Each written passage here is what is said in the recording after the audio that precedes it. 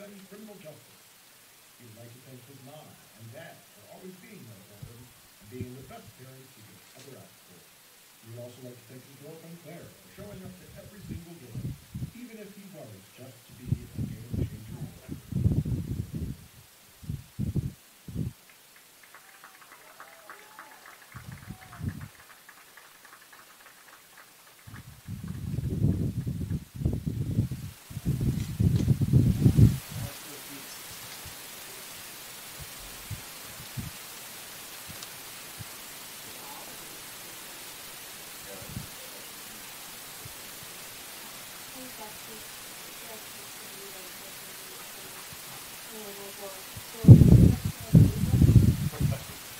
Next is Calvin Malone, escorted by Michelle Scott and John Fuller. Calvin has played 4 years of soccer and baseball, with 3 soccer sectional championships and a baseball regional championship under his belt. His future plans are to go into the trades and be an electrical engineer. He wants to thank his friends, family, coaches, and teammates.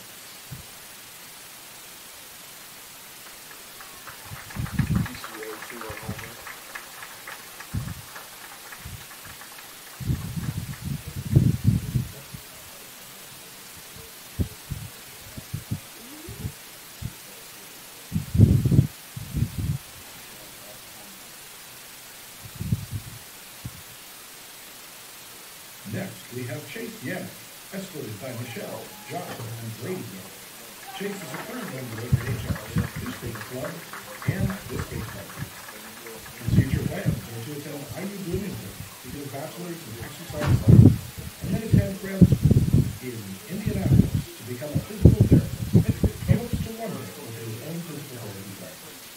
He would like to thank his mom and dad for always encouraging him and helping him be better, and his Uncle Fred for coming to every game. He also wants to thank Brittany and Jake for always being there, and all of his family for supporting him, as well as his girlfriend Carmen for always keeping us lit up and happy after a bad game, and all of his friends for going to the game. He also thanks his entire team and coaches for making this year memorable.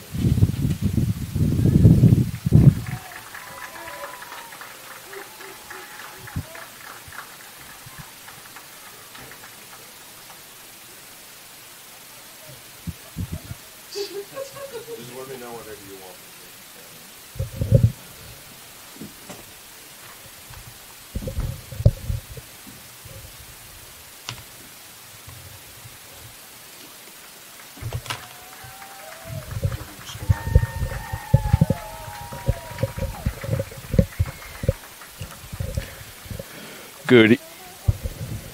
Good evening, everybody, and welcome to Game Night in the Region on the Region Sports Network. We welcome you.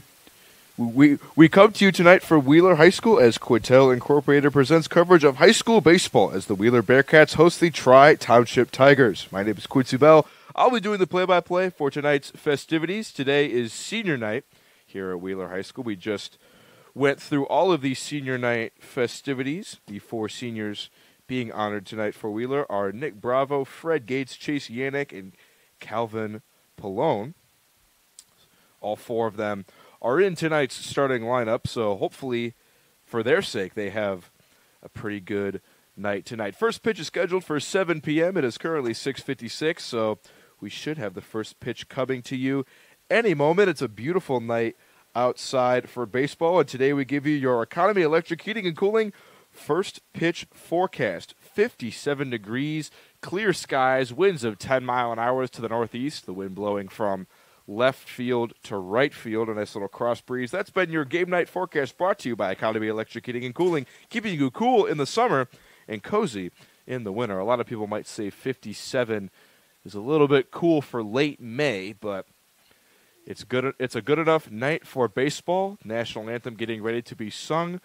We'll be back with first pitch next. You're watching Game Night on the Region Sports Network, the only game in town. Quintel Incorporated is a family-owned and operated company located in Northwest Indiana that specializes in the reconditioning, repair, and remanufacturing of heat exchangers. Since 1994, Quintel has been handling jobs of all sizes throughout the country. Equipped with the most modern technology and advanced tools, Quintel provides top-notch service. When you trust Quintel for all your needs, you'll get peace of mind and a finished job that exceeds your expectations. For more info about Quintel and the services they provide, visit quintel-inc.com.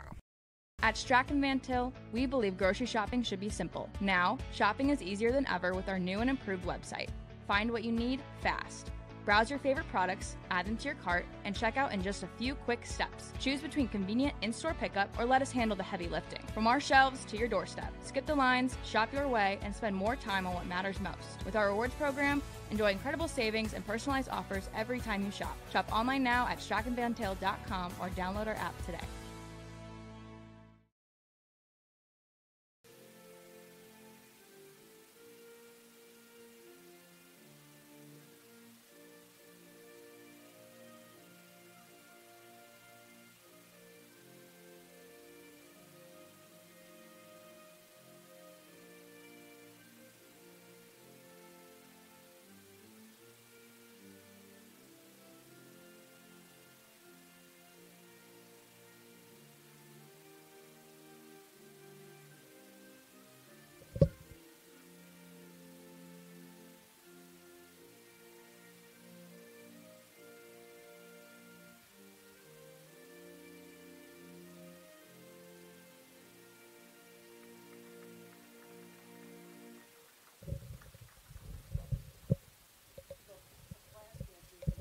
Welcome back, ladies and gentlemen. National Anthem festivities are over with. We have the meeting between the two coaches at home plate, and we're going to have first pitch next. It's time to introduce the starting pitchers for today's game. That means we turn to the Enigenberg Exteriors Home Improvement Hurlers for today, presented by Enigenberg Exteriors. On the mound first for the home squad, the Wheeler Bearcats will be Nick Bravo. He currently sits with an ERA of 7 in 18 innings pitched this year, 22 strikeouts to 26 walks, 18 earned runs in 18 innings. Hasn't pitched, not one of the more higher-used pitchers for this year.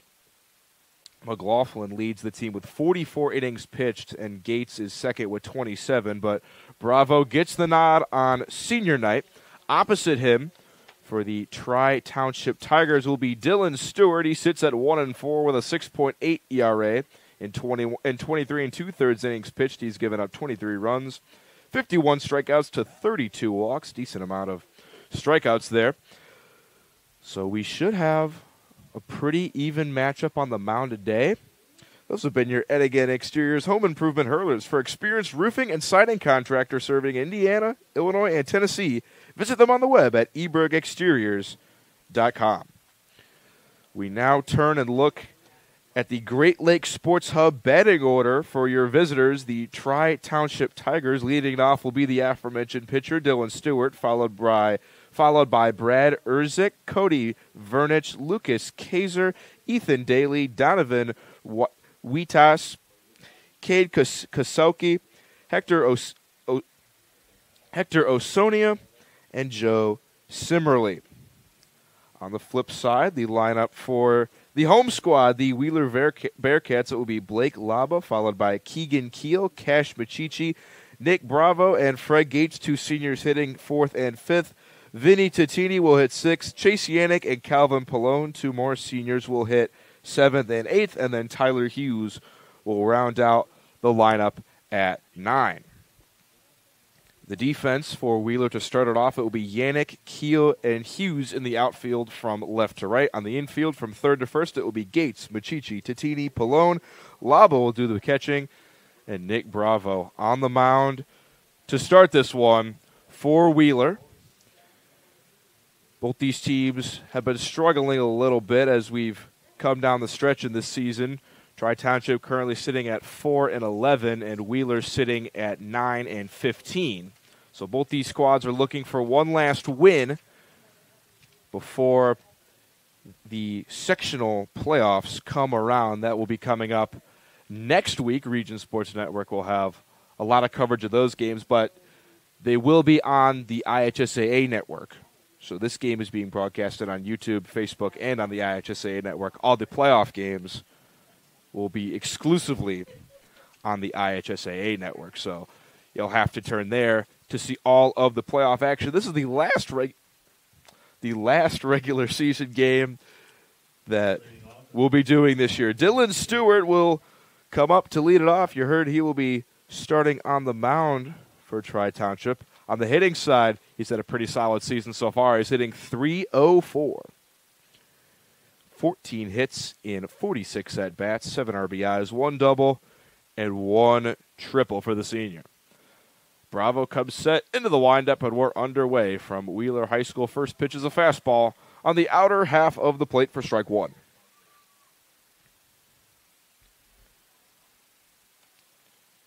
Bravo looking to go deep into his outing on senior night. Swing and a miss by Stewart, and the count is quickly 0-2 to the leadoff man. Bravo looking to set the leadoff man down. 1-2-3. The 0-2 outer half just misses. Down and away. Count is now 1-2 on Dylan Stewart.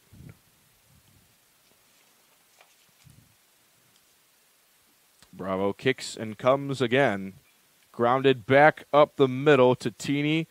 Over to make the play. Just in time to get Stewart on the 4-3 putout. And the leadoff man is retired.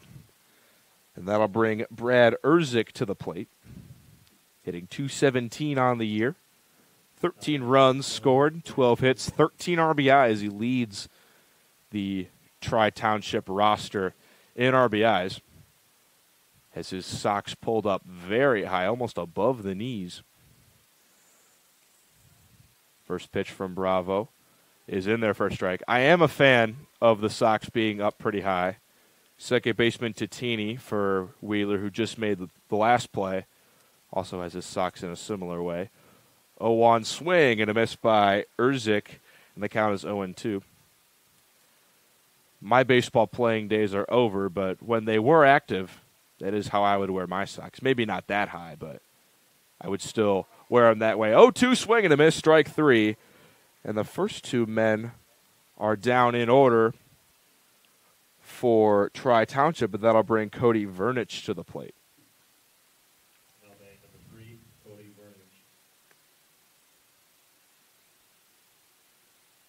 Vernich. Vernich hitting .353 on the year. Highest average on the Tri-Township roster. First pitch is fouled away. 2 home runs on the year for Vernich. He's the only player on the Tri-Township roster that has gone yard this season. 0-1 is outside. The count is 1-1. There are train tracks in left field, and there's a very long freight train that's going by, if you can hear the horn. That is what that is. 2-1 the count on Vernich. Bravo set into the windup. Half swing by Vernich. A full swing in the eyes of our home plate umpire, and the count is 2-2. Nick Bravo trying to set down the Tigers in order. Looking for another strikeout. 2-2 upstairs, and the count will run full. Lucas Kaiser waits on deck for Tri-Township should this inning go another batter. Full count, delivery from Bravo. Inside, but called a strike. Vernich down looking. 1-2-3 for the Bearcats. They'll look to start their offense in the bottom half of the first. You're watching Game Night on the Region Sports Network, the only game in town.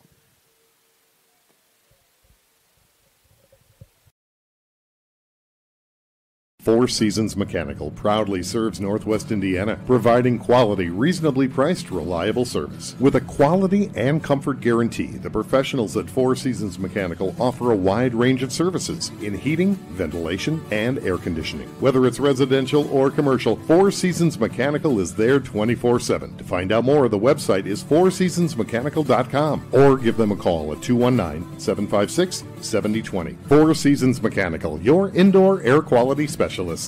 Our hero, Lantern Man, faces off against a nefarious insurance swindler. I'll trick them into a contract and just keep raising the rates. Luckily, they can make a call to Crow Company's Lantern Man. He's always ready to protect families from the insurance swindler. I can easily defeat your overpriced policies. Fair prices always prevail when you call me, the Crowell Company's Lantern Man. Crowell Companies, insurance professionals. Highland, Merrillville, and Michigan City. Welcome back to Game Night on the Region Sports Network. Be sure to stay connected with all things Region Sports by supporting and following us on social media. We're always active on YouTube, Facebook, Instagram, X, or Twitter, whichever you prefer, and online at regionsports.com. Celebrating over 25 years, we're proud to still be the only game in town. No runs in the top half of the first for the Tri-Township Tigers. Wheeler will look to get a fast start and open up the lead in the first on senior night. It'll be 1, 2, and 3 due up. Blake Laba, Keegan Keel, and Cash Machichi. None of which are seniors, but 4 of the next 5 hitters are seniors here on senior night. Dylan Stewart on the mound for Tri-Township, getting his last couple of warm-up pitches in. Missed that one high, but Wheeler looking to round out their last home game with a win. They will be taking on Whiting in the first round of the 2A sectionals. Leading off, number 7, Blake Laba. Blake Laba into the box will lead things off for Wheeler.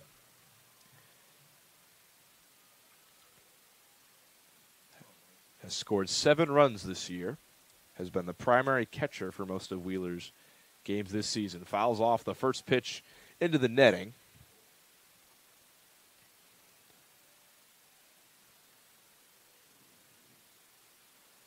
Wheeler does have one more regular season game on the schedule. They will be at Lowell on Saturday for a 10 a.m. game. 0-1. Misses high and gets to the backstop. Count is 1-1 on Laba.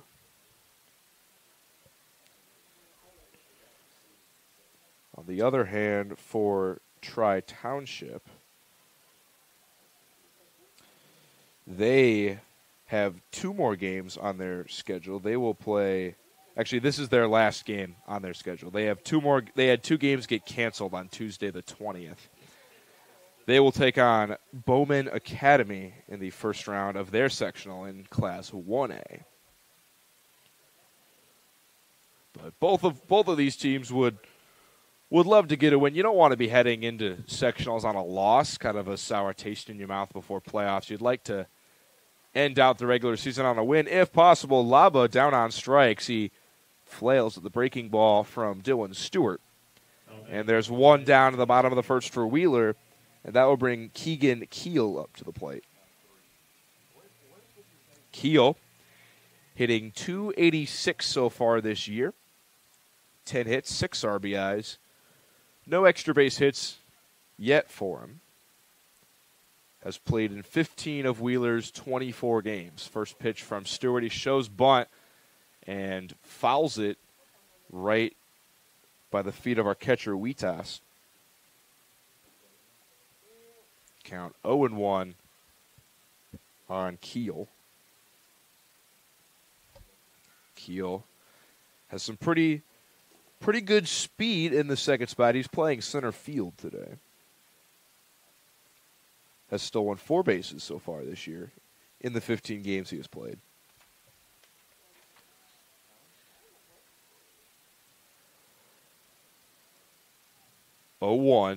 Stewart into the windup, kicks and delivers. Breaking ball, catches the outer half of the plate for strike 2.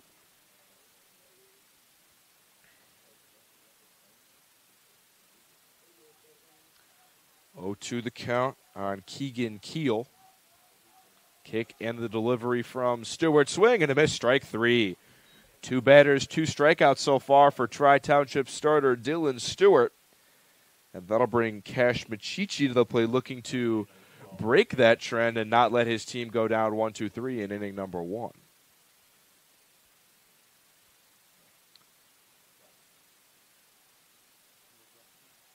Stewart nods. He has his sign. Comes with the windup and the delivery. First pitch is a fastball right down the center of the plate for strike 1. Machichi awaits the 0-1 swing and a miss. Another hitter's count for Dylan Stewart, looking to set down the Wheeler Bearcats in order with 3 strikeouts. Working quickly between pitches. 0-2 delivery. Fastball just misses the outer half of the plate. And the count is now 1-2 on the Wheeler shortstop. 1-2. Stewart nods. Comes into the windup. Swing and a miss. Strike 3. 3 swinging strikeouts for Dylan Stewart, and Wheeler is down 1-2-3. We'll head to the second. You're watching Game Night on the Region Sports Network, the only game in town.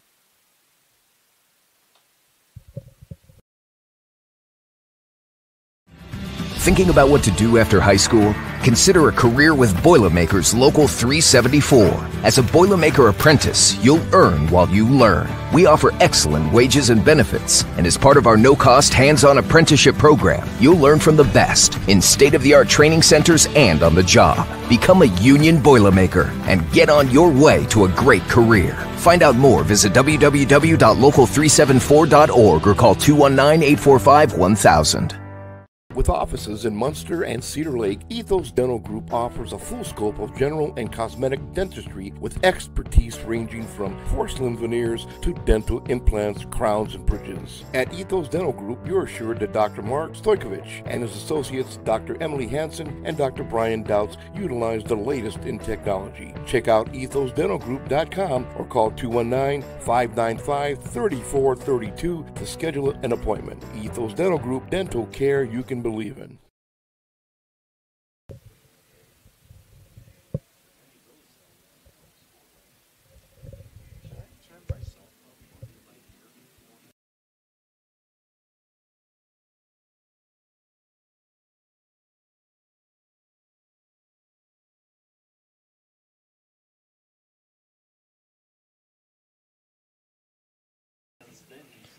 Welcome back to Game Night on the Region Sports Network. No score after 1 inning between Wheeler and Tri-Township. At the conclusion of tonight's game, we'll name the Crow Company's Lantern Man Superhero of the Game. Crow Companies have offices open from 9 to 7 Monday through Friday, and Saturdays till 2 in Highland, Maryville, and Michigan City. They are the insurance professionals proud to recognize the superheroes on the baseball and softball diamond. Number 23, Lucas Kaiser. Lucas Kaiser will lead things off for the Tri-Township Tigers. They went down in order in the first. 2 strikeouts courtesy of Nick Bravo. And they look to continue that trend in the second. First pitch is on the outer half for a strike.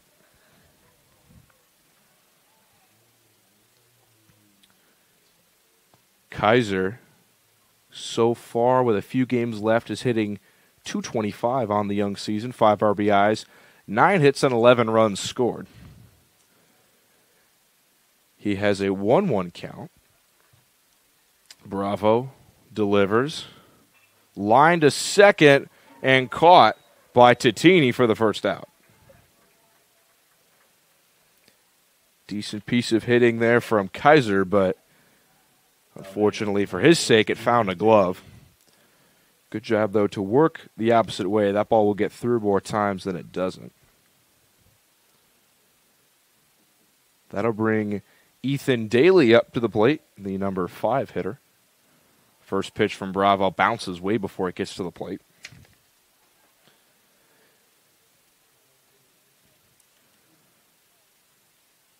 Daly hitting .179 on the year with 10 RBIs, 2 doubles, 7 hits, and 6 runs scored.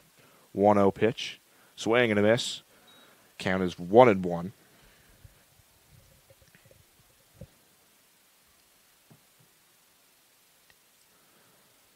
Bravo has sat down the first 4 Tiger hitters in order, 1-1. Daly chops one high over to first. It will be foul. On this all-turf field here at Wheeler, you'll get some pretty high bounces on balls that are chopping off the turf. This field is new as of this year. The first game that I was a part of here at Wheeler was at their old field. And then they have transferred to the new field. Swing and a miss, strike 3, but the ball gets all the way to the backstop. And Daly will get to first on the strikeout. Unfortunate there for Wheeler. That's the 3rd strikeout of the game for Bravo, but no out on the play. That'll bring Donovan Whitus to the plate. Well, batting number 22, Donovan Whitus. Going off at you. First pitch is on the inner half for strike one. Whitus has 32 at-bats this year, 7 walks, 6 hits, 4 RBIs. Bravo kicks and delivers. Whitus swings and misses for strike 2.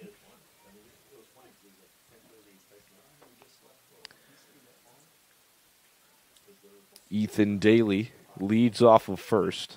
Not a very big lead. He's only a few steps off the bag. 0-2 from Bravo.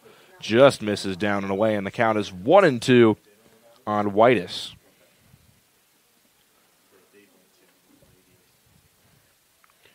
Bravo looking for his 4th strikeout here in inning number 2. 1-2. Fouled away. And the count will remain at 1-2. Cade Koselke waits on deck for Tri-Township. 1-2 the count on Whitus. Bravo looks over to first. Now Cubs set. Kicks and delivers.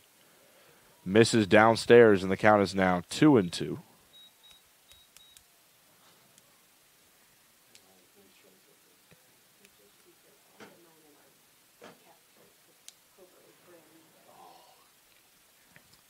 Bravo checks over again. Now comes with the delivery, down and away. And the count has now run full to Whitus.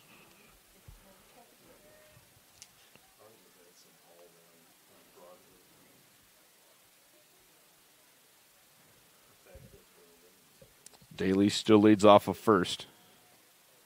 3-2 delivery. Swing and a miss, strike 3. Whitus down swinging. That's 2 strikeouts in the inning for Bravo and 4 on the game so far as Cade Koselke walks to the plate.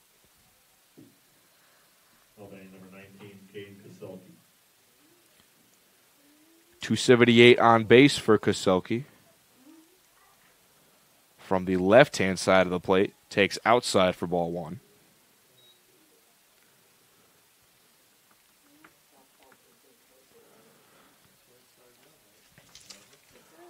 One-0 the count. Swing and a miss by Koselke, and the count is 1-1.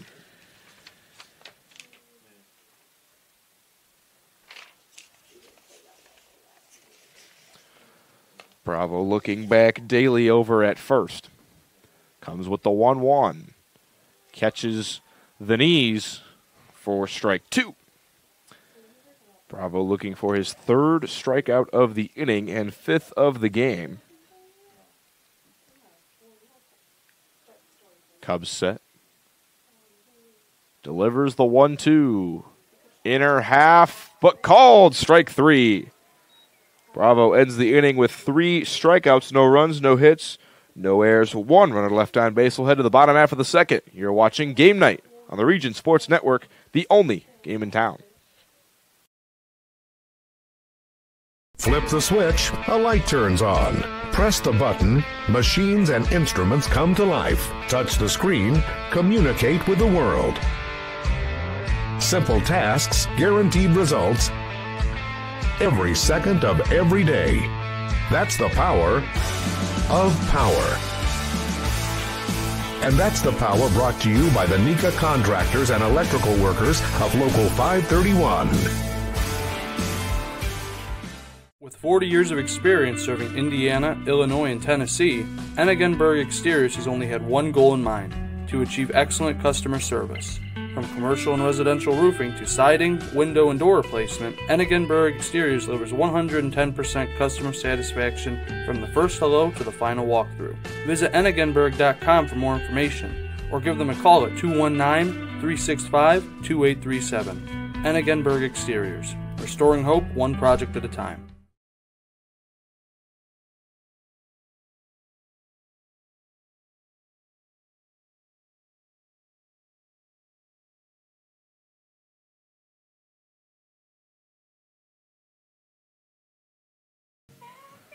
Welcome back to Game Night in the Region on the Region Sports Network. At the conclusion of tonight's game, we'll name the Boilermakers Local 374 Blue Collar Player of the Game, brought to you by Boilermakers Local 374. Earn while you learn with the Boilermakers Local 374 Apprenticeship Program and find out more at local374.org.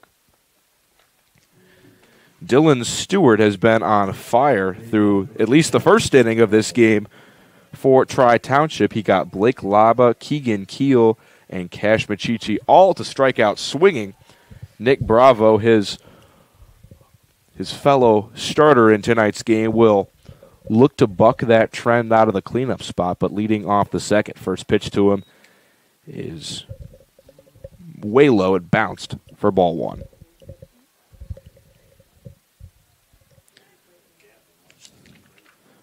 Bravo looking at a big gap in left center with the center fielder, Kaiser, shifting towards right field. Sort of playing him to hit opposite field potentially.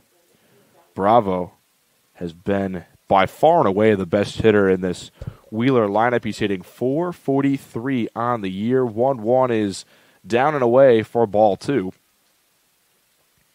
28 runs scored on 27 hits, 18 RBIs, 5 doubles, and 3 triples for the senior. 2-1 from Dylan Stewart. On the inner half, called a strike. And the count is even at 2-2. Bravo sits with an OPS of 1262. Very impressive. 2-2 from Dylan Stewart, chopped over to first. Vernich jumps and makes the stop. And now we're going to have catcher interference on Whitus. I'm going to say that the backswing of Bravo hit his mitt. In fact, there are 7 ways you can reach first in baseball, and that is by far the most rare way to reach first, because you can reach first via it's a hit, an error, a fielder's choice, catch, and then hit by pitch, walk, and then catcher's interference is way down there. You see that like maybe one out of every 100 games. But Bravo reaches and will improve his on-base percentage. And Fred Gates will step in. Took the first pitch outside for ball one. Bravo is a threat to steal. He has over 20 stolen bags on the year. And there he goes for second. No throw down will be made. White is sort of bobbling the ball. I don't think he would have had a chance anyway. Bravo had a very good jump. And he has swiped yet another bag for Wheeler.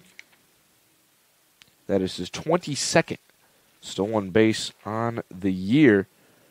That is the most on the Bearcat roster. 1-1 to Fred Gates. Stewart kicks and delivers. Gates shows a bunt, but misses it. And the count is now 1-2.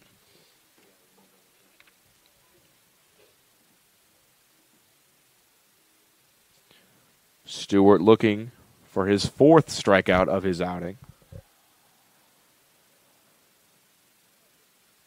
1-2 the count. Bravo with an aggressive leadoff of second. Stewart looks him back. Now comes to the plate. Swing and a miss. Strike 3. 4 strikeouts for Dylan Stewart. And there's one down in the bottom half of the second for Vinny Titini.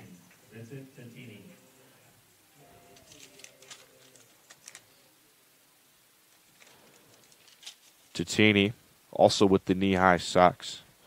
Crowding the plate a little bit. Awaits the first pitch from Dylan Stewart. Fouls it back into the net. We'll see if Bravo tries to take third. He has a very aggressive lead out there at second.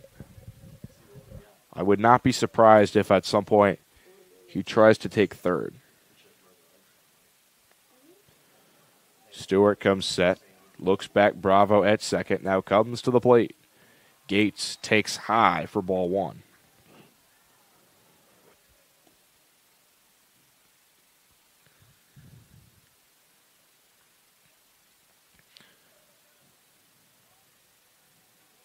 Stewart set again.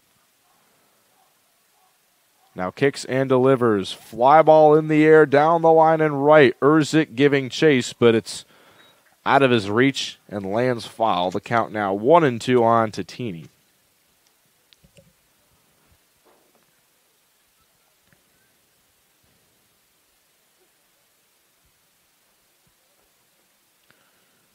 (1-2) as Stewart has recorded 4 outs in this game. All have been strikeouts, looking to make it 5.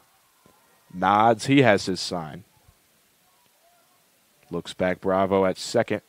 Now comes to the plate. Bravo's off for third.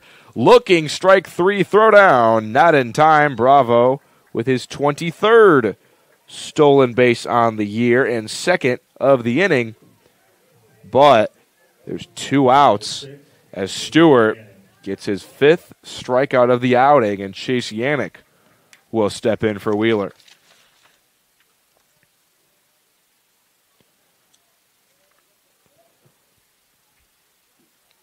Stewart comes with the first pitch inside. Got to be careful not to let a ball get away here.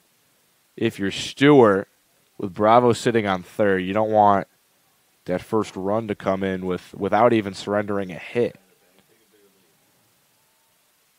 Stewart misses high to Yannick, and the count is 2-0.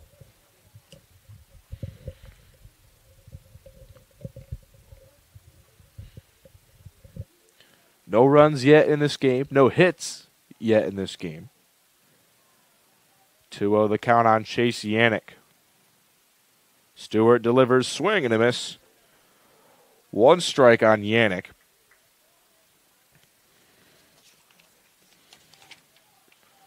Stewart is a strikeout pitcher. He has 51 strikeouts in 23 innings. It's almost 2 per inning. 2-1.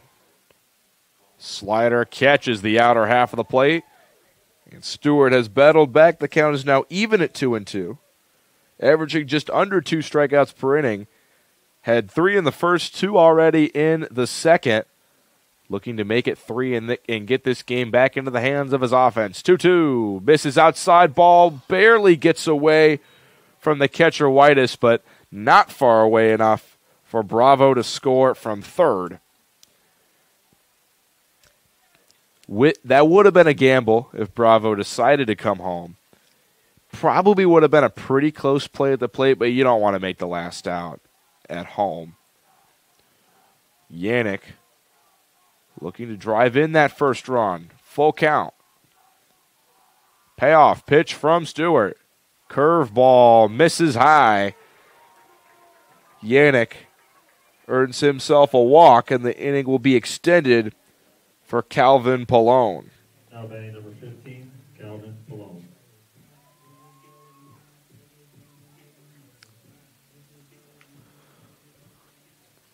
Pallone has played in 13 of the 24 Wheeler games so far this year. But getting the start here on senior night, Yannick with a really big lead at first. He's off for second, and Tri-Township will just let him have it. Pallone swung and missed to the first pitch. Count is 0-1. 2 runners in scoring position, potentially, if he can drive one into the outfield. 0-1 the count. Stewart misses upstairs.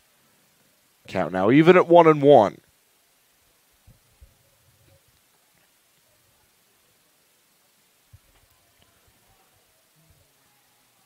Pallone looking for some big runs to open this game up. 1-1. Right down the middle. Count is now 1-2 on the Wheeler first baseman today. Runner on third is Nick Bravo after the catcher's interference and 2 stolen bases. Yannick at second after the walk and the defensive indifference. 1 strike away from getting out of the inning is Stewart. 1-2, swing and a miss, strike 3. 6 strikeouts in 2 innings for Dylan Stewart. No runs, no hits, no errors, and 2 runners left on base. Will head to the top half of the third. You're watching Game Night on the Region Sports Network, the only game in town. Calling all current and future homeowners in the Northwest Indiana area. Whether you're buying or selling, Brent Wright is here to make your real estate journey smooth and successful. With years of experience, personalized service, and a deep knowledge of the market, Brent will help you find the perfect place or get the best deal for your property. Call today at 219-406-7195 and take the first step toward your real estate goals. Contact Brent Wright, the right way to buy and sell real estate. IBEW Local 697 isn't just wiring buildings. We're woven into the very fabric of Northwest Indiana.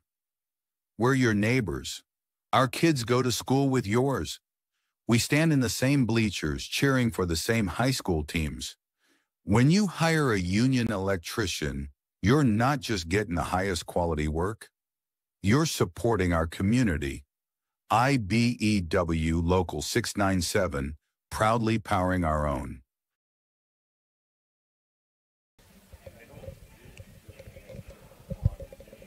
Welcome back to Game Night on the Region Sports Network. We're heading into the top half of the third. No runs yet in this game. We've seen 12 outs be recorded in each of the first 4 half innings, and 11 of them have been courtesy of the strikeout. The only one that hasn't was Dylan Stewart grounding out to second base the first at-bat of the game.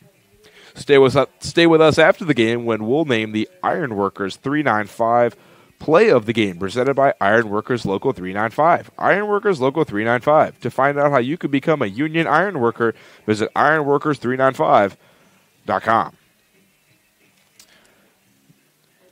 Not that many options to choose of so far. We've just had a ton of strikeouts from both these teams. Tip of the cap to these two pitchers so far. It'll be 8, 9, and 1 due up this inning for Tri-Township. Hector Osonio, Joe Simmerly, and back to the top with Dylan Stewart.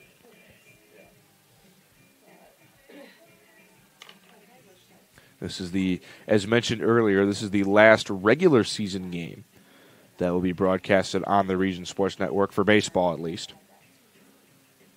And then coming up next week, sectional action. Should be a lot of fun. Both these teams looking to round out their regular season with a win. Hector Osonia will lead it off for Tri-Township.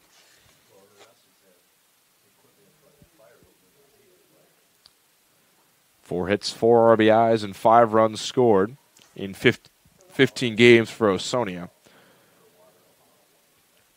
Swings and misses. Count is 0-1.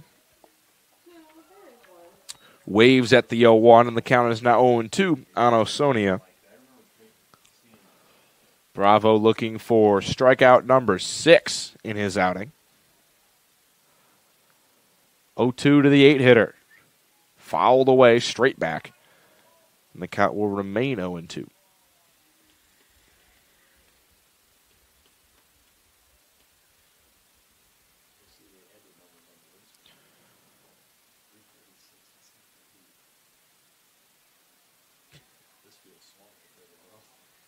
O2 misses above the head of Osonia. Count is now 1-2. Bravo looking to finish him off with the strikeout. 1-2. Taken down and away. Appeal to first, no swing. And now the count is 2-2. Bravo, not a big strikeout pitcher, averages just over 1 per inning, but 26 walks to 22 strikeouts. Coming into this game, line drive up the middle, and it will get through for a base hit. Osonia battles back from the 0-2 count and gives us our first hit of today's game. A leadoff single, and now Joe Simmerly will step in for Tri-Township. Now batting number 13, Joe Simmerly. Yeah. Looks like we're going to have a new hitter for We're going to have a new hitter stepping up. It'll be Cole Frank due to hit for Wheeler. Similarly isn't hitting. He's just defensively playing left field. But it'll be Cole Frank who's hitting right now.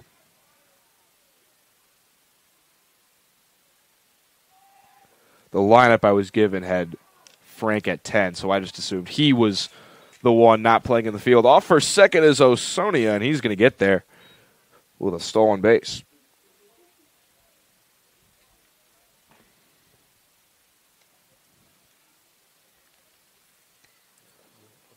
Oh, 2 the count on Frank.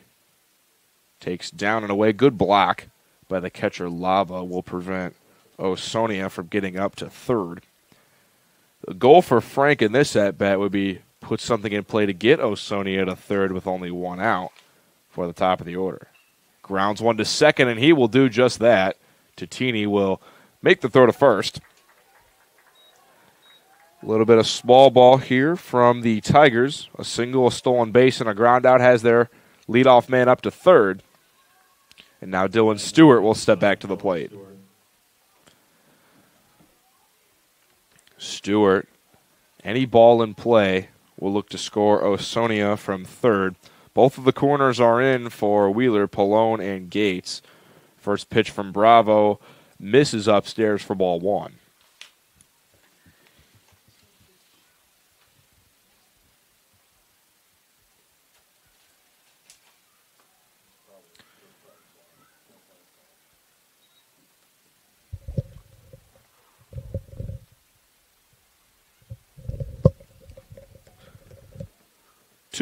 The count on Stewart. Bravo kicks and delivers. Grounded to third. Bobbled at third. Throw comes to the plate. And too high for Laba, but he keeps the ball in front of him. It's going to be a fielder's choice. No out on the play there. Osonia got a little bit jumpy off of third and was about to be caught in a rundown, but no play made by Wheeler.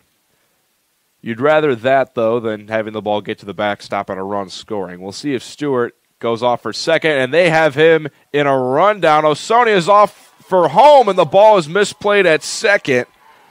Osonia will score on a second error made by Wheeler. It's 1-0 Tigers. Good move there by Bravo, but some poor throws out there have allowed the first run to score. Brad Urzik, the batter, will try to get another one home with a runner in scoring position. He swings and misses, and the count is quickly 0-1.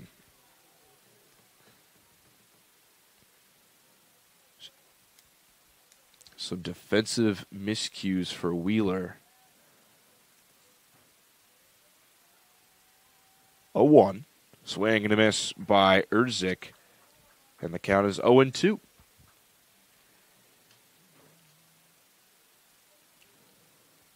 One out in the top half of the third. Tri-Township has broken the ice. Off for third is Stewart, and he's going to get there. A terrific jump. He had a running lead. It was almost halfway down the line by the time Bravo was into the windup. So now there's a runner on third, and Urzik just needs some solid contact somewhere to get that run home. 1-2. Takes strike three. I think our umpire thought that was strike two. He put up two fingers and didn't actually punch him out. But Bravo with strikeout number 6 of his outing.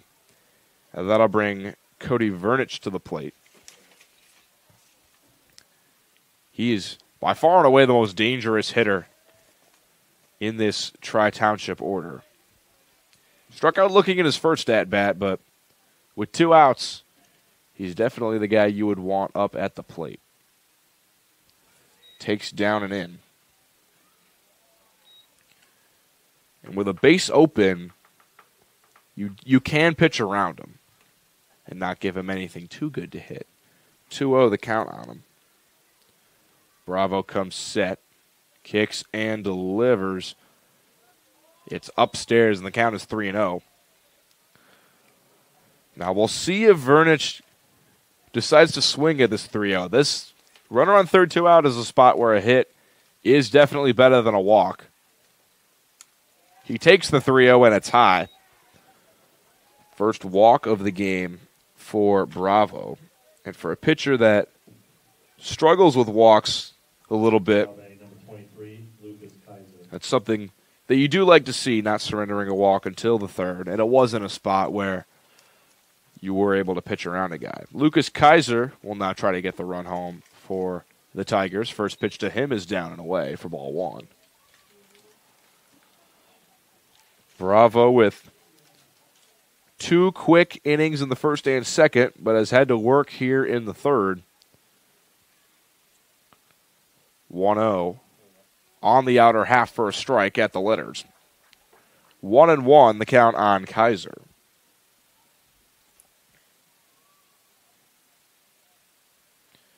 Stewart on third, Vernich on first. Bravo comes to the plate. High and outside to Kaiser. The count is 2-1.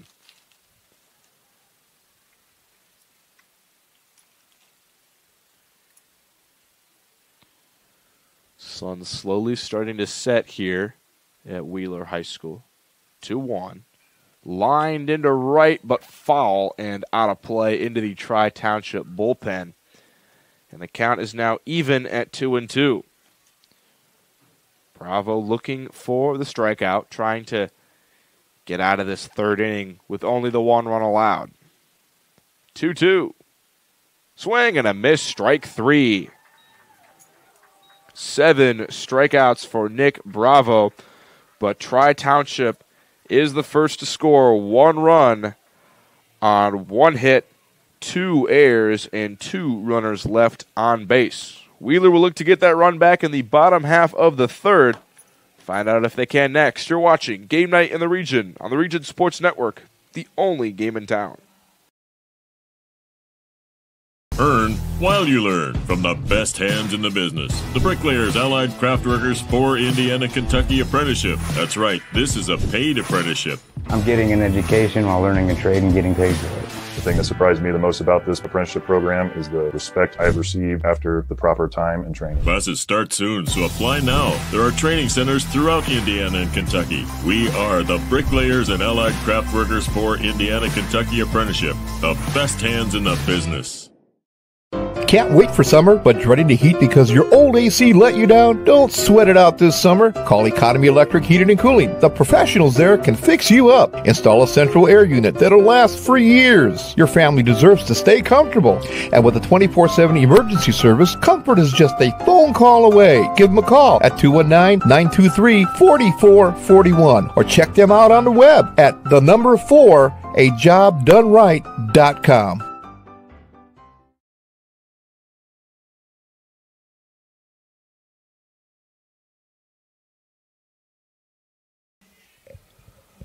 Welcome back to Game Night on the Region Sports Network. Wheeler has opened up the scoring. They lead at 1-0. In the top half of the third, 1 run on 1 hit, 1 error for the Tigers. No runs, no hits, 2 errors so far for Wheeler. The Bearcats will look to even it up here in this bottom half of the third. It'll be 9-1-2 due up. Tyler Hughes, Blake Laba, and Keegan Keel. Through 8 batters, it's been 6 strikeouts for Dylan Stewart, the Tri-Township starter. 6 strikeouts to only 1 walk, and a catcher's interference were the 2 other results. So we'll see if Wheeler can get a hold of him the second time through the order. Tyler Hughes into the box to lead off the inning. Hitting .333 this year, but he's only played 1 game according to Max Preps. 1 for 3 in that game. So he's back after being injured most of this season. Just in time for the playoffs to come around, so I'm sure Wheeler's glad to have him back. 0-1 the count. Catches the knees for strike 2. Wheeler putting him in the 9 spot to maybe sort of ease him back into play in his first game back. He quickly faces an 0-2 count to Stewart. Swing and a miss, strike 3. 7 strikeouts, the first time through the order for Dylan Stewart, and every single out that Tri-Township has gotten has been via the strikeout. That'll bring Blake Laba to the plate. And there have been no balls even put in play for Wheeler so far. 7 strikeouts, a walk, and a catcher's interference. The only ball that really was put in play was Bravo chopping one to first when he hit the mitt of the catcher, Whitus. Laba looking to buck that trend here in the top half, or the bottom half of the third. 1-1 the count to him. The slider just missed high and inside. 1-1. Stewart nods. He has his sign. Kicks and delivers.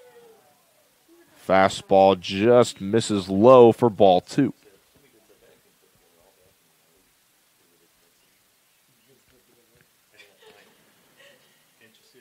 Two on the count. Stewart trying to battle back in the count to the leadoff man for Wheeler. Laba fouls one towards his home dugout. And the count is 2-2. 7 strikeouts so far for Stewart. And he's recorded 7 outs. Can he make it 8? He has his sign. 2-2. Yes, he can. Called strike 3 on the outer half. 8 straight outs, courtesy of the strikeout for Dylan Stewart. The Tri-Township senior not missing a beat so far in this one. Keegan Keel will step in, the lefty. Struck out swinging in his first at-bat. The lefty crowds the plate, awaits the first pitch from Stewart, and waves and misses for strike 1.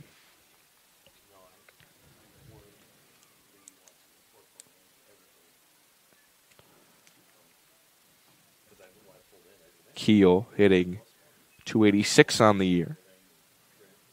10 hits and 35 at-bats. 0-1. Misses down and in. The count is 1-1.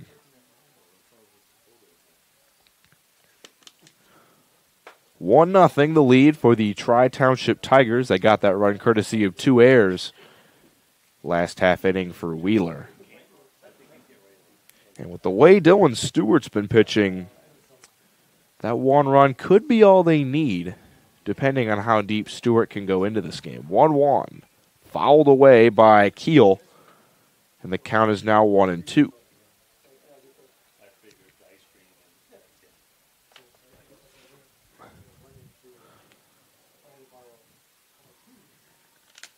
Looking to strike out the side in 3 straight innings. Swing and a miss and a big sword off the mound for Dylan Stewart. 9 strikeouts in 3 innings. He set down the side swinging.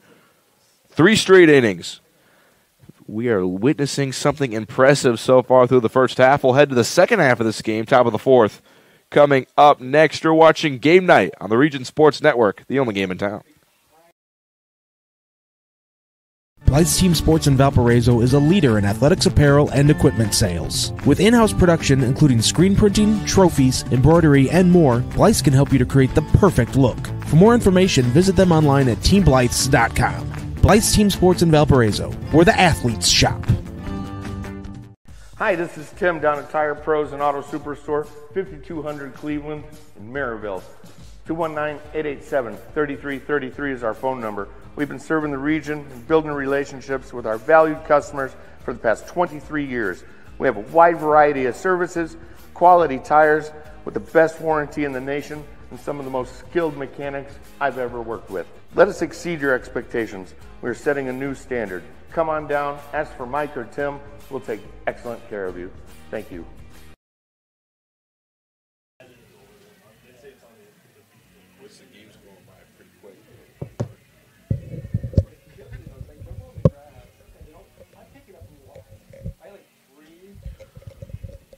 Welcome back to Game Night on the Region Sports Network, the only game in town. It'll be 5, 6, and 7 due up for Tri-Township. Ethan Daly, Donovan Whitus, and Cade Kaselke. 1-0 the lead for Tri-Township.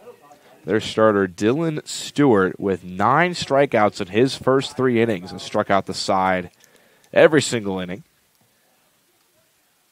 Nick Bravo, on the other hand, has been doing well in his own right. 7 strikeouts for the first 3 innings, and the only run he allowed was unearned.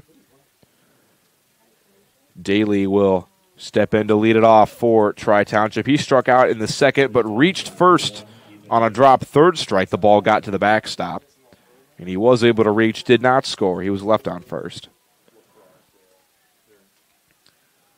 And we'll see what he has here in the top half of the fourth. The first pitch is lined up the middle, and it will land for a base hit.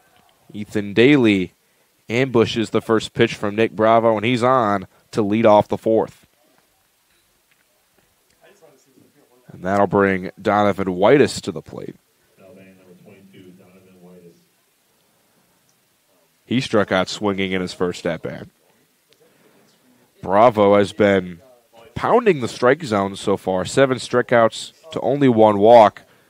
But Daly, coming to the plate knowing that, ambushed the first pitch and just sent that one straight back up the middle. This time, Bravo misses outside on the first pitch for ball 1 to Whitus.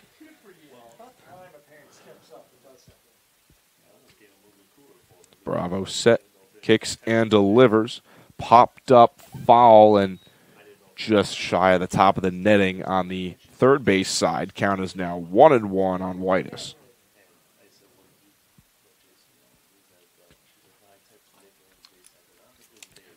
Top half of the fourth, 1-0 the lead for Tri-Township. Bravo looks over at first. Now comes set. Kicks and delivers. Fastball just misses above the letters. And the count is 2-1 on Whitus.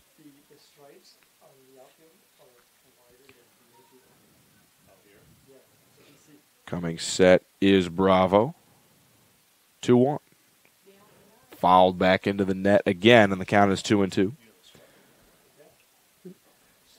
The screen, or the tarp, whatever you want to call it, on the fence for Wheeler, the Bearcat, you can see it just at the top right of your screen. That's new, at least since I've been here. That wasn't on this field the last time I was at this field, but they just got it put up. I think it looks pretty clean. All black, which helps as sort of a batter's eye for the hitters. You don't want to be messing around. Like if they would have went with orange, that might have been pretty hard to see. So I do think the black looks pretty clean. Wheeler in left center field and Bearcats in right center field. And we also have markings for how far this field is. It's 385 to center and 335 down both of the lines. So just a little bit smaller, at least in center, than a major league field. The count has run full on Whitus. Daly on first. We'll see if he's moving with nobody out. Payoff pitch. Up and in. And Whitus has a walk. And there are now 2 runners on for Kaselke.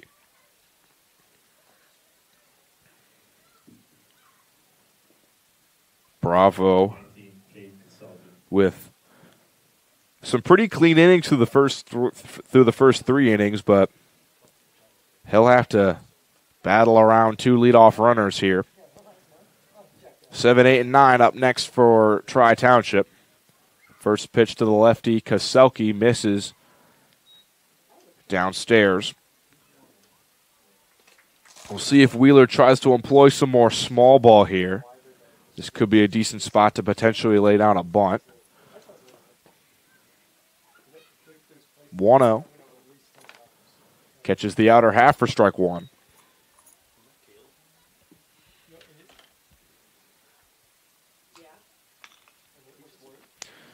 There is action in the Wheeler pen. It's Caleb McLaughlin who's warming up out there, getting some pitches in. 2-1 the count on Kaselke. And we'll see if they do eventually go to the junior. McLaughlin with 44 innings pitched this year for Wheeler. That's by far the most on their team. Gates is second with 27. And then Bravo on the mound right now came into this game with 18 innings pitched. So McLaughlin is definitely their workhorse and their best pitcher. So we'll see if they turn to him if this inning gets more out of hand. Swing and a miss, strike 3. Bravo says, hold the phone, I got this myself, and sets down Kaselke swinging.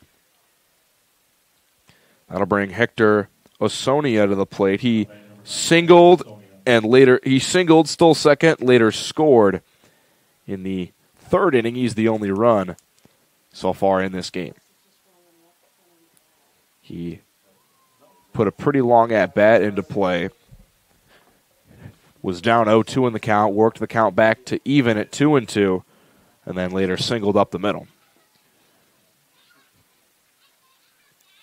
Swing and a foul ball just at the feet of Laba, and the count is 1-1.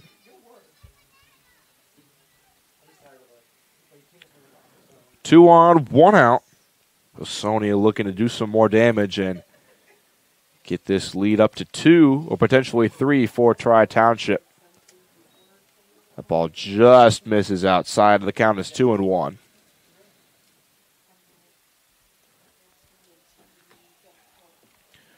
Coming set is Bravo. 2-1 delivery. Grounded to third. Gates has it, steps on the bag, and throws to first, not in time. So Gates gets the lead runner by stepping on the bag, but relay throw not in time. Bravo is Wheeler's primary third baseman. He's normally who they have out there. And he is one of the better defensive third basemen I've seen so far this year in the region. So I just instinctively said Bravo when the ball went to third, but Gates makes a nice play over there. I'd imagine if Bravo does get taken out of this game on the mound, they will put him at third.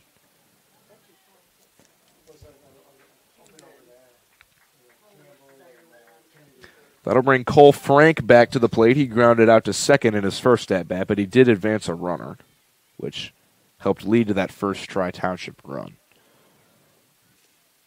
He pops one up high in the air, right by the plate. Couple guys converging on it, and it's the pitcher, Bravo, who steals it from the catcher, Laba, to retire the side. So, no runs on one hit.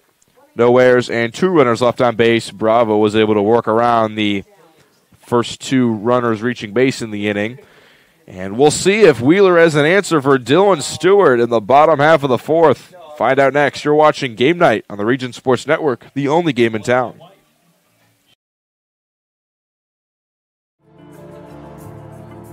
If you are injured in a worksite accident or hurt by a defective product, go with the guy that has a proven track record litigating these cases. Otto Schragle, a principal partner at the Allen Law Group, will make sure those responsible for hurting you are held to account for their negligence. With multiple offices in Indiana and Illinois, you can reach them at 219-465-6292 or reach them out on the web at www.kenallenlaw.com.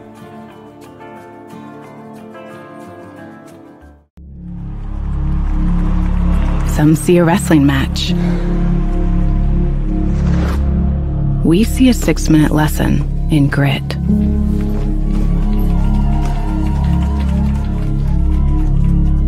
Some see a coach sending a runner home. We see a mentor guiding a student athlete into the future. Proud to keep education in front of athletics since 1903.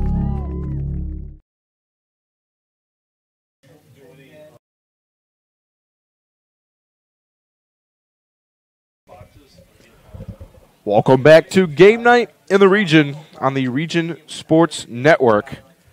The man of the hour so far is Dylan Stewart, the Tri-Township starter. Through the first 3 innings, 9 strikeouts. Every single out he has recorded has been via the strikeout. He was pumped up after the bottom half of the 3rd. He's only allowed 2 base runners, and one of them was a catcher's interference. That's considered an error.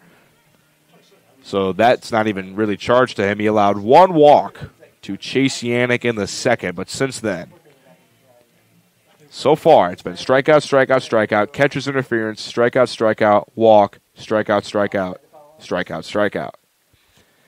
But the middle of the order is up for Wheeler. It's 3, 4, and 5. Cash Machichi, Nick Bravo, and Fred Gates are coming up. So we'll see if they have anything to say about this outing here from Stewart.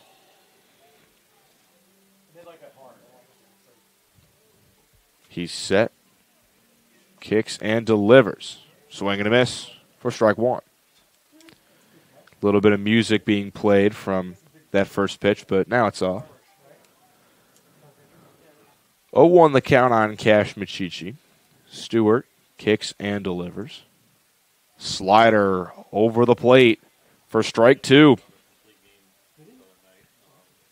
1-0. Just about halfway through this game. Wheeler has yet to put the ball in play. 0-2. Misses down and away.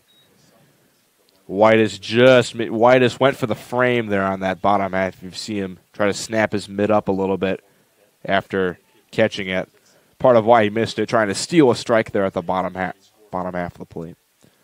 1-2 from Stewart. Swing and a miss. That's 10 straight outs, courtesy of the strikeout for Dylan Stewart. Have yourself an afternoon, young fella. That'll bring Nick Bravo to the plate. And if there's anyone who would be able to break this streak, it's him. 443 average on the year and has reached on a catcher's interference so far today. First pitch is outside for ball one.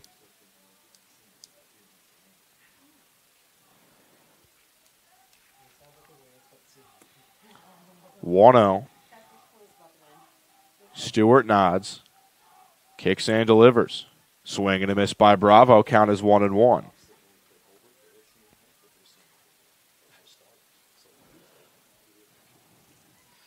One the count. Bravo back into the box. Stewart with a deep breath. Now is into the windup. Fouled away deep into the parking lot. No cars were hit out there. Whenever you see a big deep fly ball, everyone into foul territory toward the cars, everyone kind of takes a deep breath and hopes their vehicle isn't the one that gets hit. 1-2, the delivery from Dylan Stewart over the head of Bravo as he missed with the slider. And so now the count is even at 2-2 to Bravo. 10 straight outs, courtesy of the strikeout for Dylan Stewart. 2-2. Up and away. And now the count is full on Bravo. Fred Gates waits on deck for Wheeler. As the sun continues to set, I'd imagine by the time the end of the fifth comes, we'll be looking at a completely dark sky here from Wheeler. 3-2, the payoff pitch from Dylan Stewart. Curveball breaks a little too late, just high, and Bravo has a walk. Now off the bat, number 13, Freddie Gates. And that'll bring Fred Gates to the plate. So Bravo's on for the second time, but still Wheeler yet to put the ball in play. And we're currently 1 out into the fourth inning. Gates into the box. Has the elbow up. He's ready to hit. First pitch from Stewart misses high. Bravo is a threat to steal. He stole 2 bases back when he was on base in the second inning. Has 23 stolen bases on the year after both of those. Kick and the delivery from Stewart. Catches plate for a strike. The count is now 0-2 on Gates. And now our umpire says 1-1. I was just looking at the scoreboard. But it is 1-1. My apologies for missing that. 1-1. Misses just high. And the count is 2-1 on Gates. We'll see if Bravo does go for second. I'm pretty sure he wants to go. Seems like a pretty eager base runner out there. 1-2. Stewart kind of giving him a little stare down. Now he comes set. 1-2. There goes Bravo. Just outside. Throw down. Not in time. Just out of the reach of the shortstop, Koselke, but I believe Bravo would have had it either way. That's his third stolen base of the game and his 24th on the year. This is Wheeler's 25th game, so if he were to get another one, he'd be averaging an even 1 stolen base per game. Kick in the fire from Stewart. It's behind Gates, and up to third is Bravo after that ball got to the wall. So 2 walks here for Stewart. And now the runners are at the corners with 1 out. And that'll bring Vinny Titini to the plate. So now, Stewart, still after the base runners, yet to see Wheeler put a ball in play. And this is when you'd really like to see that trend continue. If a strikeout here would be crucial here. With 2 on and 1 out, if you get the strikeout, you have the luxury of getting that third out any way possible without the danger of a run scoring. But we'll see. I'd imagine Tri-Township is talking something about if Wheeler tries to go for a first and third play. A lot of teams try to get tricky on the bases with a runner on first and third, maybe try to get the runner on first dancing a little bit, catch the attention of the fielders, and then the runner on third comes home. And Bravo does have speed over there at third. Looking at Gates over there on first, he only has 1 stolen base in 14 games played so far this year. So we'll see how tricky he gets over there. Titini into the box, looking to get Wheeler's first hit or first run of this ball game. Gates with a pretty aggressive lead over there at first. Stewart comes set and delivers. There goes Gates for second, and they're going to let him have it. So now there's 2 in scoring position for Wheeler. And this is when you'd really like to see Stewart come back with those strikeouts. 1-0 the count.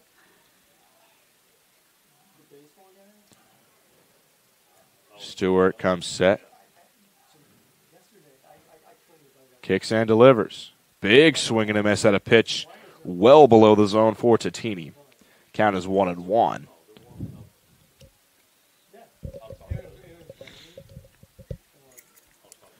The Wheeler dugout starting to make a little bit of noise, trying to cheer their guys on. 1-1 the count. Delivery from Stewart. Swing and a miss by Titini. And the count is 1-2. This could be probably the biggest strikeout of Stewart's outing so far, if he can get number 11 here. He nods. Cubs set. Kicks and delivers. Outer half. Called strike 3. It's 11 straight outs, courtesy of the strikeout for Dylan Stewart. And that's a big one. 2 down now in the 4th, and Chase Yannick will step in.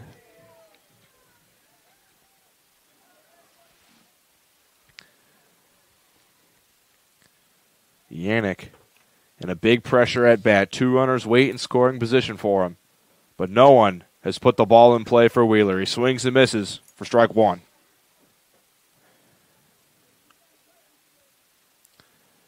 Bravo pretty attentive over there on third. We'll see if anything gets away if he tries to go. 0-1 popped up in the air, fouling out of play. There was one ball that got a little bit away from the catcher Whitus, but Bravo decided not to test it. That was back in the 2nd. We'll see if he tries a different approach here, if that happens again in the 4th. But there's an 0-2 count on Yannick. And Dylan Stewart on the verge of a 4th inning of all strikeouts. 0-2 misses outside.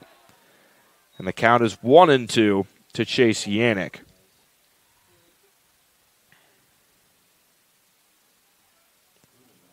One, two.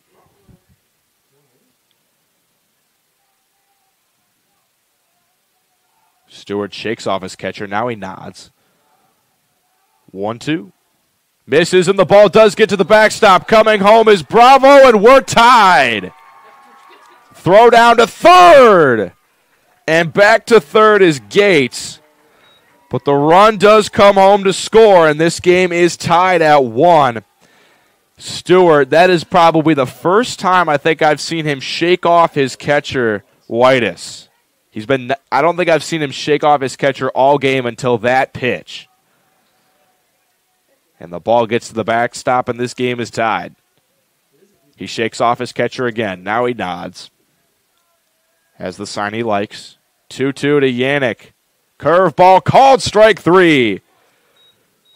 12 strikeouts in 4 innings for Dylan Stewart. He has yet to allow a hit so far, but this game is tied. It's 1-1 going to the top half of the 5th. We'll have coverage next. You're watching Game Night on the Region Sports Network, the only game in town. Quintel Incorporated is a family-owned and operated company located in Northwest Indiana that specializes in the reconditioning, repair, and remanufacturing of heat exchangers. Since 1994, Quintel has been handling jobs of all sizes throughout the country. Equipped with the most modern technology and advanced tools, Quintel provides top-notch service. When you trust Quintel for all your needs, you'll get peace of mind and a finished job that exceeds your expectations. For more info about Quintel and the services they provide, visit quintel-inc.com. At Strachan Van Til, we believe grocery shopping should be simple. Now, shopping is easier than ever with our new and improved website. Find what you need fast.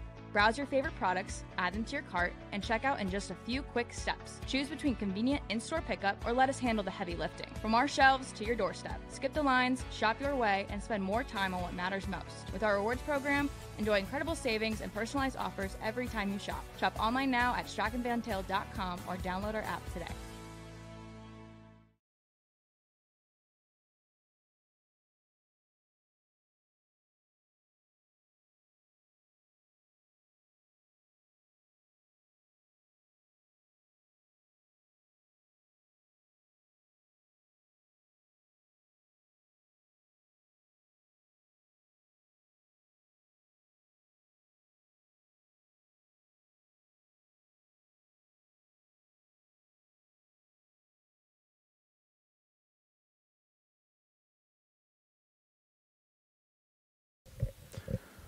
Welcome back to Game Night on the Region Sports Network. This has been a very interesting statistical game. It's 1-1 going into these last 3 innings.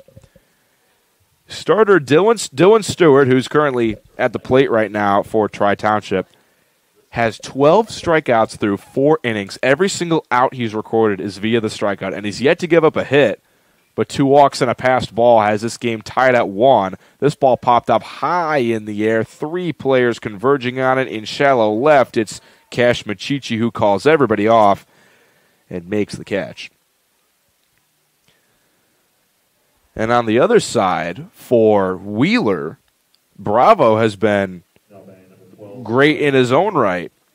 He struck out 7 and has only given up 2 hits. And now we're going to see, okay, so there's 4 players hopping out of the bench for Wheeler, and we might see a bevy of changes here with 1 out in the top half of the 5th. Bravo gets a big hug on the mound from his catcher and his coach and all of his teammates. It looks like his night is over on the mound. And with this being his senior night, the last time he will take the mound as a Wheeler Bearcat, at least at home. There's still playoff games to be played. But we'll see who is coming in next. McLaughlin was warming up in the pen for Wheeler. I'd imagine it's him. But 4 1/3 innings of 1-run ball and only 2 hits allowed. A great day on the mound for Nick Bravo. And it looks like Wheeler is taking out the seniors, and they will be making some changes defensively coming in this next half inning. On the mound, currently about to take some warm-up pitches, is Nick Machichi. Takes a few jumping jacks, and we'll have coverage next You're watching Game Night on the Region Sports Network, the only game in town. Four Seasons Mechanical proudly serves Northwest Indiana, providing quality, reasonably priced, reliable service. With a quality and comfort guarantee, the professionals at Four Seasons Mechanical offer a wide range of services in heating, ventilation, and air conditioning. Whether it's residential or commercial, Four Seasons Mechanical is there 24/7. To find out more, the website is fourseasonsmechanical.com or give them a call at 219-756-7020. Four Seasons Mechanical, your indoor air quality specialist. Our hero, Lantern Man, faces off against a nefarious insurance swindler. I'll trick them into a contract and just keep raising the rates. Luckily, they can make a call to Crow Company's Lantern Man. He's always ready to protect families from the insurance swindler. I can easily defeat your overpriced policies. Fair prices always prevail when you call me, the Crow Company's Lantern Man. Crow Company's insurance professionals. Highland, Merrillville, and Michigan City.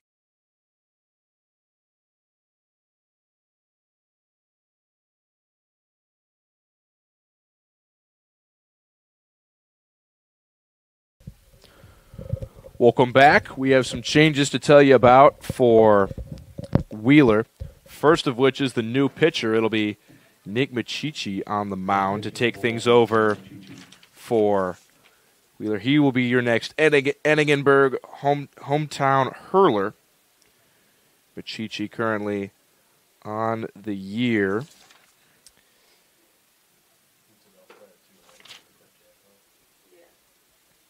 Has a 15.2 ERA, and he's 1-4 in 7 appearances. And we have some more defensive changes for Wheeler. First pitch is swung on a miss by Brad Erzik. Lindlow comes in for Pallone at first. Chase McLaughlin off the bench will take over for Gates at third, and Gates will move to left field in place of Chase Yanning. 0-2 quickly the count on Brad Erzik. So most of the seniors for Wheeler are not some of their stronger hitters, but Wheeler decided you got to start all the seniors on senior night. Taken strike 3, first pitch, first batter, a strikeout looking for Machichi. But a lot of their stronger players are sophomores and juniors, so with this game tied 1-1 going into the later innings, Wheeler's emptying the bench, and they're going after this one. 2 out in the inning, and Cody Vernich will step to the plate. Fouls one back into the net for strike 1.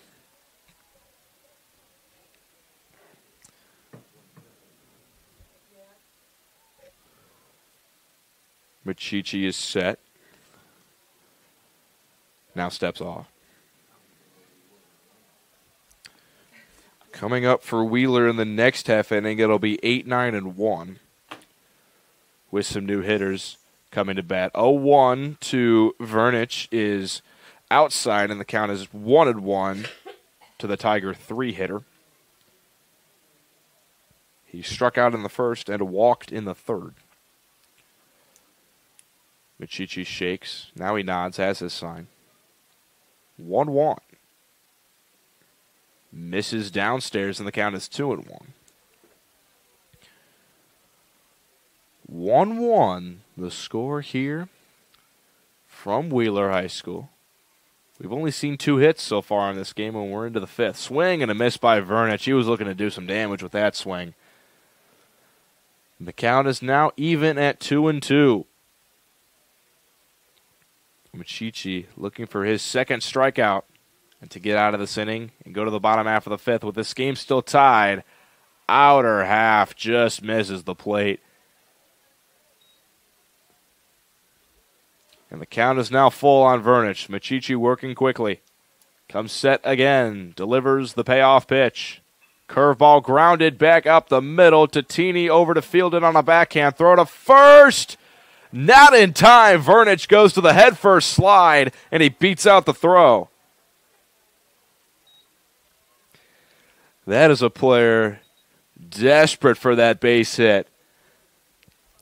And the slide does pay off. Gotta love the hustle there for Vernich. And that's the 3rd hit of the game for Wheeler. And now this ball runs inside and hits Kaiser.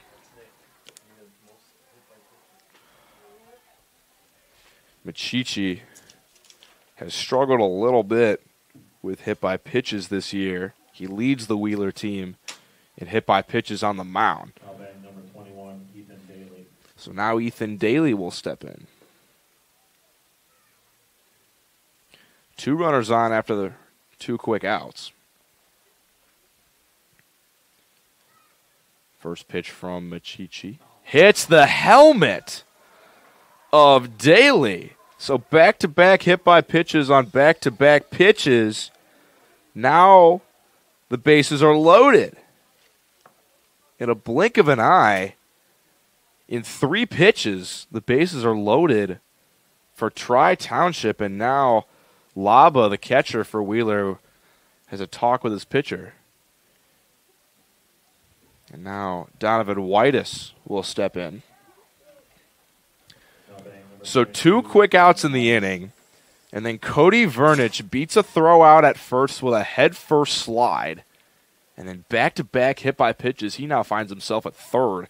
And Whitus looking to break this game open and get the lead back for Tri-Township. He cuts and misses at the first pitch for strike 1. Machichi comes with the off-speed there after he hit 2 people. He hit Kaiser with an off-speed, but he hit Whitus with the fastball. Comes back to the off-speed, and Whitus, I don't think, expecting that one. 0-1 the count. Machichi kicks and delivers. Fastball in the outer half for strike 2. So after the hit by pitches, he's battled back, and he's well ahead of the Tiger catcher, Whitus. Looking to get out of this inning with no harm. 0-2. Nice. Slider called, strike 3. Whitus down looking. So in the blink of an eye, the bases become loaded, but no harm, no foul for Machichi. In the inning, no runs, 1 hit, and no errors, and 3 runners left on base. We'll head to the bottom half of the 5th. We're still deadlocked at 1. You're watching Game Night on the Region Sports Network, the only game in town.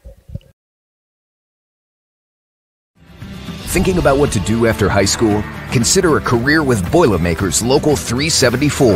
As a Boilermaker apprentice, you'll earn while you learn. We offer excellent wages and benefits, and as part of our no-cost hands-on apprenticeship program, you'll learn from the best in state-of-the-art training centers and on the job. Become a union Boilermaker and get on your way to a great career. Find out more, visit www.local374.org or call 219-845-1000.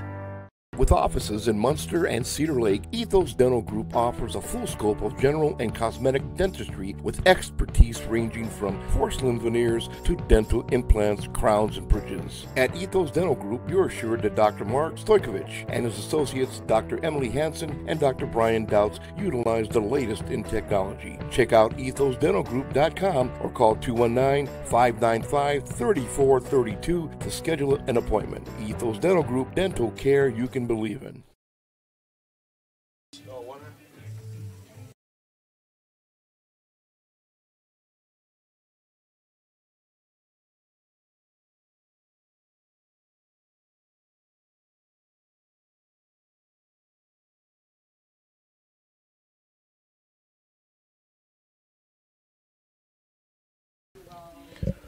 Welcome back to Game Night on the Region Sports Network. We have a fun one here from Wheeler High School. It's 1-1, this game deadlocked between Tri-Township and Wheeler. Wheeler put in 4 subs defensively in the last half inning. So it'll be Lindlow who leads things off for Wheeler off the bench.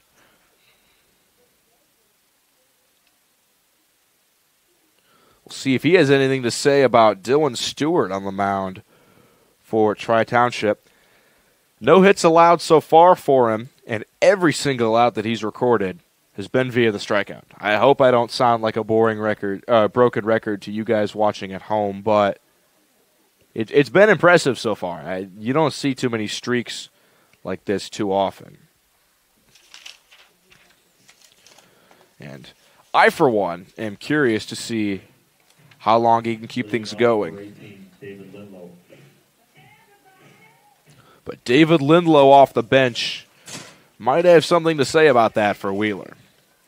Currently hitting .293 so far on the year with 17 hits in 58 at-bats. And the coaching staff for Wheeler is informing our umpire, I assume, of all the changes that have been made. But so far, 1 run on 3 hits, 1 error for Tri-Township. And 1 run, no hits, 2 errors so far for Wheeler.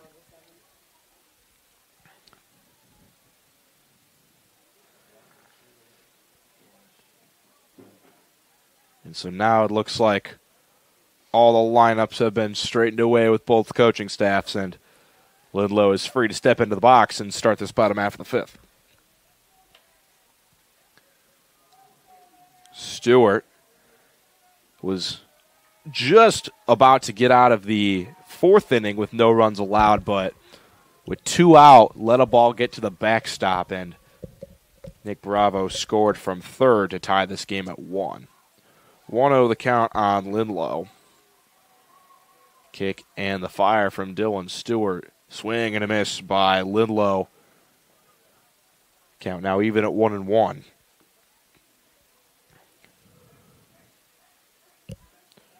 One. Stewart into the windup.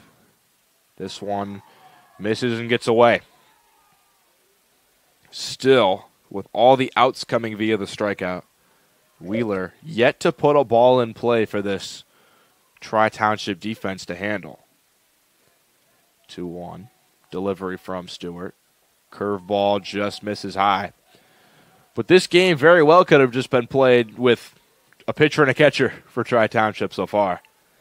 There are 7 other fielders just kind of standing out there today, and I'm sure they don't mind with how their pitcher's been performing. 3-1, fouled away by Lindlow, and the count is now full. 3 walks, 12 strikeouts, and 1 catcher's interference. Currently in the scorebook for those of you keeping score at home, which I'm sure is many of you. Full count. Wheeler dugout beginning to make some noise. Payoff pitch misses outside, and Lindlow has a leadoff walk. That'll bring Tyler Hughes up to the plate. Only 1 at-bat today, and he was struck out. And we'll see if Wheeler tries to employ some small ball here. Number 2, Tyler Hughes. Lindlow out there on second is not a threat to steal. He has 4 stolen bases in 22 games. Although he does have an aggressive lead off of first. Now he has a very aggressive lead. He might be trying to prove me wrong out there. He had a very big lead over there first. First pitch to Hughes over the plate for strike 1. 0-1. Lindlow, another big lead at first. This time, a lazy pickoff attempt from Stewart.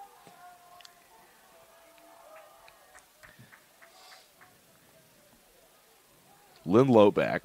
See, most of the time when pitchers come with a very lazy pickoff attempt, they'll try to fire one in with a very good attempt the next time to try to catch runners off guard. Stewart, slide step delivery, fouled away by Hughes. Count is now 0-2. 12 straight outs, courtesy of the strikeout for Stewart. Can he make it? Lucky 13. Looks back, Lindlow at first. Now Lindlow takes another step, and now he comes with a pickoff. But Lindlow back in time. 0-2 still the count on Tyler Hughes. Stewart nods, has his sign. Kicks and delivers. high and outside with the fastball. 1-2 on Tyler Hughes. The Wheeler dugout as vocal as they've been all game. Starting to make some noise. Cheering on Tyler Hughes. Lindlow with another big lead at first. Kick and the delivery from Stewart. Swing and a miss. Ball gets away. There's no drop third strike because first base was occupied. So it's 13 straight outs via the strikeout for Dylan Stewart, but getting up to second is Lindlow on the pass ball. So Wheeler with a runner in scoring position in the top of their order will come up. Blake Laba back into the box. He struck out his first 2 at-bats. The top 3 hitters for Wheeler today, Laba, Keel, and Machichi, all have struck out both at-bats. First pitch from Stewart, up and in, ball gets away. Lindlow off for third, and he's going to get there. So now the go-ahead run sits only 90 feet away with 1 out. It's key for Laba to put something in play here. But again, nobody on Wheeler has done that so far. 1-0 count on him. Kick and the delivery. Swing and a miss. 1-1 to the Wheeler catcher.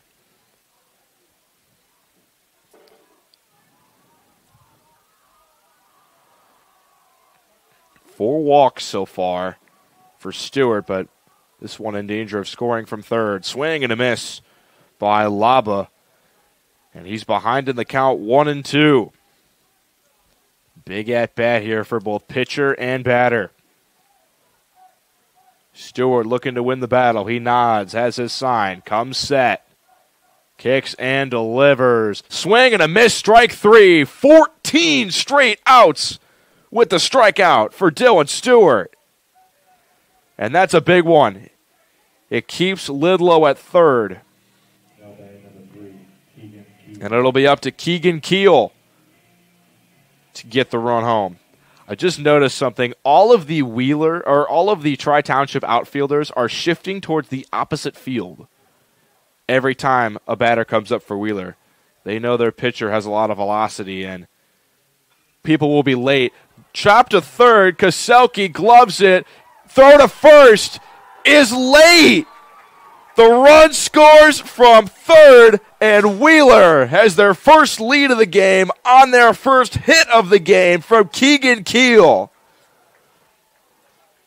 The first person to put a ball in play all game for the Bearcats gets the run home from third, hustling down the line.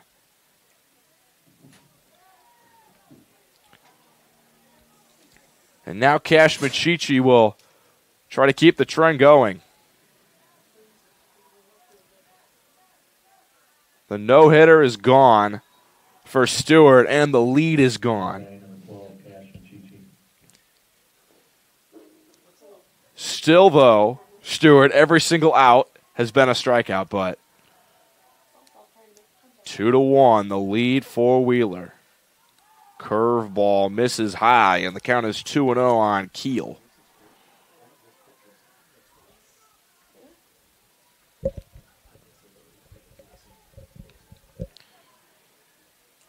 Stewart is set.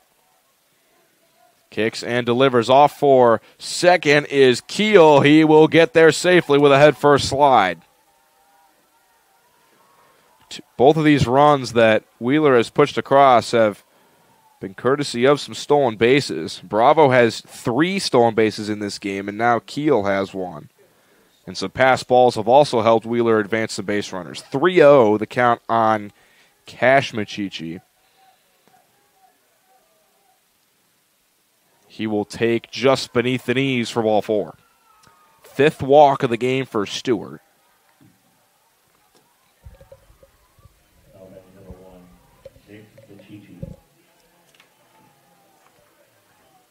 And that'll bring Nick Machichi up to the plate, pinch hitting for Nick Bravo.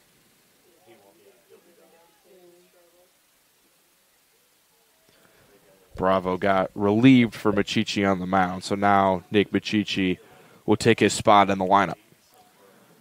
Big lead off of second for Keegan Keel. There he goes, but this ball fouled away. Wheeler going for the double steal with 2 out. Bit of an aggressive play. But against a pitcher that's been playing as well as Stewart, sometimes you got to do what you got to do. No one is covering second base. Neither Osonia at second or Kaselki at short are anywhere near second base holding Kegel. Okay, so now Osonia comes towards second.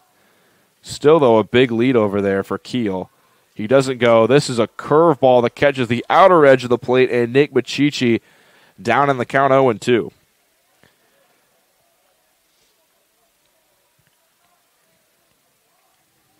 Stewart looking for strikeout number 15 of the game.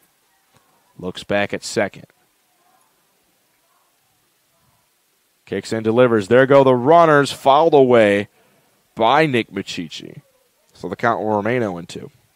I think if you're Tri-Township, you got to just focus on the batter here. I mean, a stolen base is not going to end your night. But still, counts 0-2. Stewart nods. Kicks and comes to the plate. Outer corner, called strike 3. That's 15 strikeouts for Dylan Stewart. Still, through 5 innings, every single out he's recorded has been via the strikeout. But thanks to 2 walks and a single, he has surrendered his first hit and a second run. Wheeler has the lead. It's 2-1 going to the top half of the 6th. You're watching Game Night on the Region Sports Network, the only game in town. Flip the switch, a light turns on. Press the button, machines and instruments come to life. Touch the screen, communicate with the world. Simple tasks, guaranteed results, every second of every day. That's the power of power. And that's the power brought to you by the Nika contractors and electrical workers of Local 531. With 40 years of experience serving Indiana, Illinois, and Tennessee, Ennigenberg Exteriors has only had one goal in mind: to achieve excellent customer service. From commercial and residential roofing to siding, window, and door replacement, Ennigenberg Exteriors delivers 110% customer satisfaction from the first hello to the final walkthrough. Visit Ennigenberg.com for more information, or give them a call at 219-365-2837. Ennigenberg Exteriors, restoring hope one project at a time.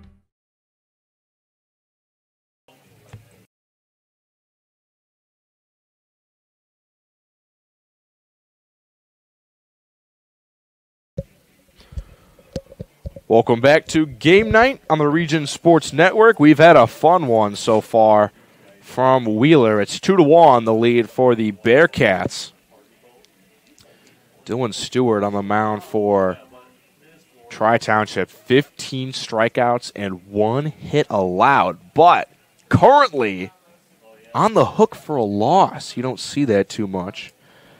On the flip side for Wheeler, it was Nick Bravo who started this game. Had a terrific start. I mean, four and a third innings pitched, only 2 hits, 1 run allowed. It was an unearned run thanks to 2 Wheeler errors, and he struck out 7. But Bravo currently a no decision for him because the game was tied 1-1 when he was taken out. So it would be Nick Machichi who would be in line for a win if he can finish this game out with the lead for Wheeler. It's the bottom of the Tri-Township order coming up. 7, 8, and 9, Kaselki, Osonia, and Frank. Day has turned in tonight. First pitch from a fully lit Wheeler High School field is outside. 1-0 the count on Kaselki. Machichi kicks and delivers. Curveball, big hook there, over the plate for strike 2.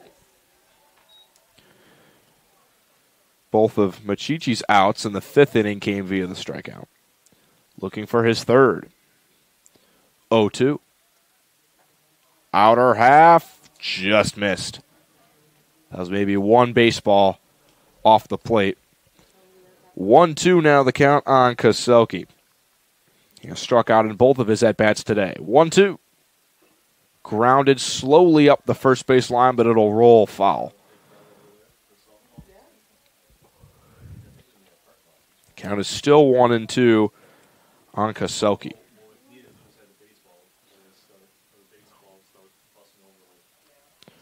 1-2 the count. Machichi set, kicks and delivers. Down and in. Count is even at 2-2.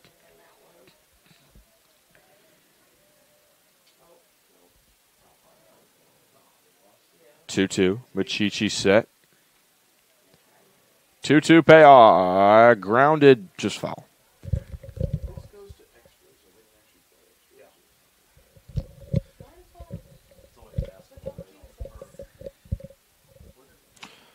Count is still 2-2 on Koselke.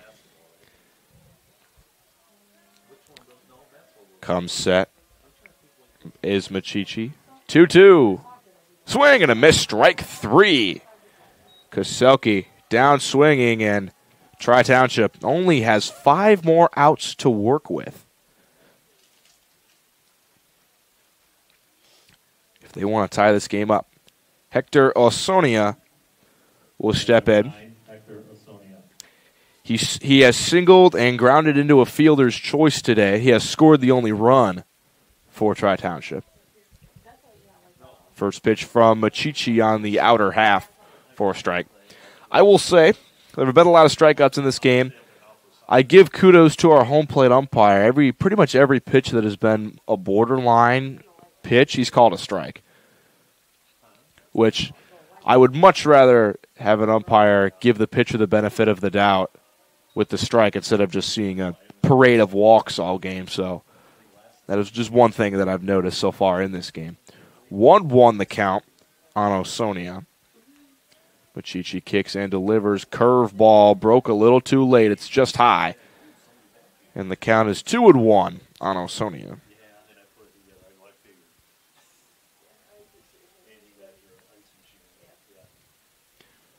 Two-one. Machichi set. Kicks and fires. Osonia takes just below the knees. And the count is 3-1.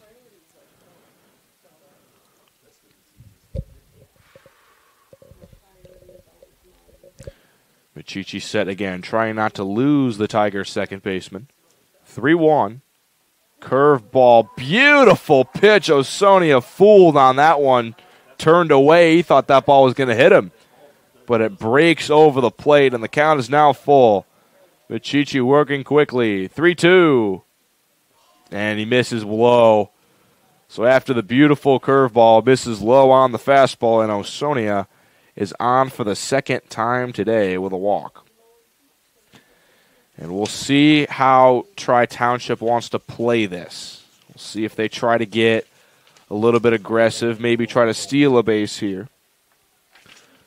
There's no stolen base data for the Tigers, at least that I'm aware of. Pickoff over at first. Osonia's back.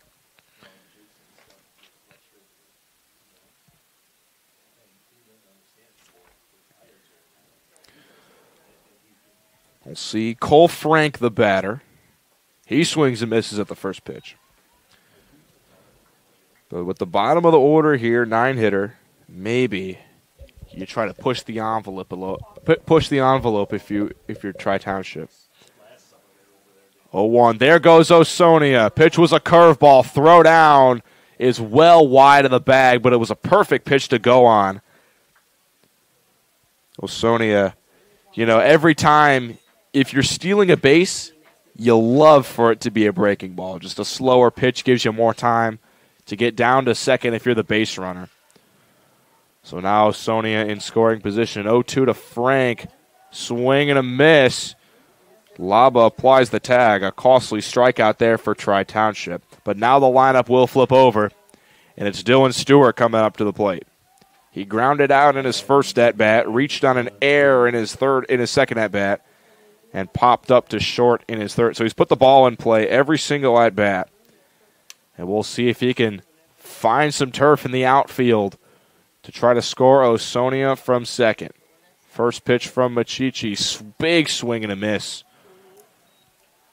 from Stewart.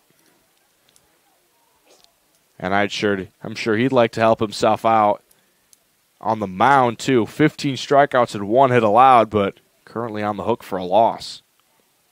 0-1 the count. Machichi pickoff to second, and Osonia just gets the hand in there. Back to the bag safely.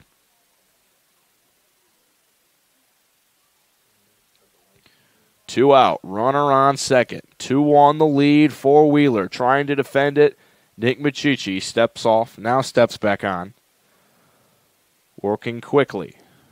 Now looks Osonia back at second. Now comes with the 0-1. It's a bunt and fouled away from Stewart. I'm not sure if I agree with that there, having your second hitter on the team in average laying down a bunt with 2 outs when a base hit would tie this game. Stewart now behind in the count 0-2. Osonia, who has scored the only run today for the Tigers, waits on second. Nick Machichi now comes set. 0-2 to Dylan Stewart. Osonia's off for third. He picked another breaking ball to go, and he's there with another stolen base. 2 breaking balls for Osonia. He takes 2 bases courtesy of them.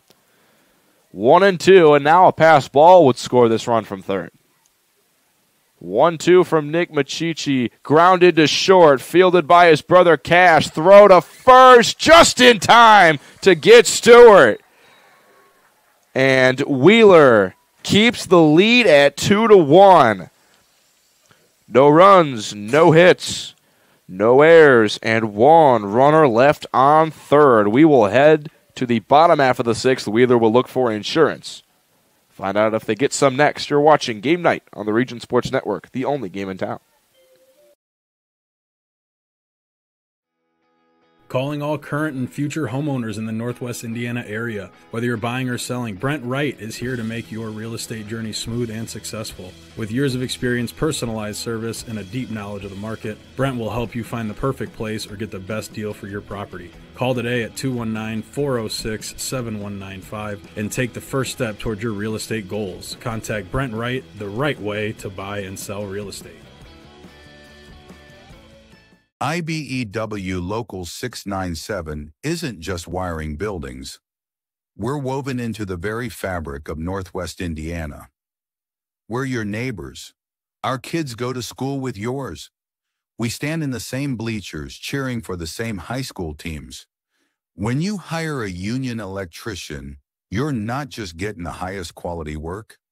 You're supporting our community. IBEW Local 697, proudly powering our own.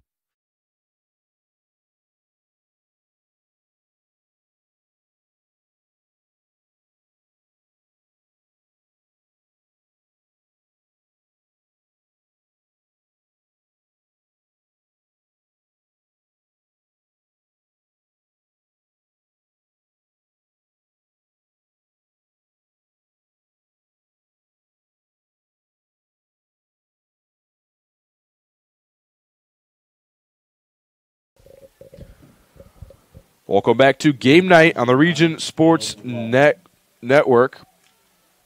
Pinch hitter for Wheeler. It's Caleb McLaughlin, looking to potentially add some insurance.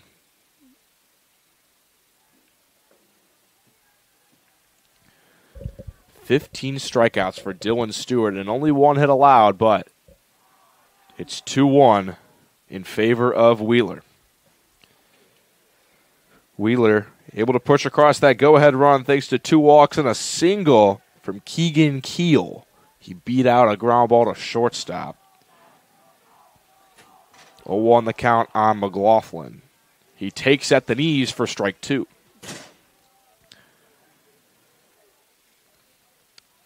It's been 15, every single out, all 15 for Stewart, all strikeouts. 0-2 to McLaughlin. Down and away. Count is now 1-2.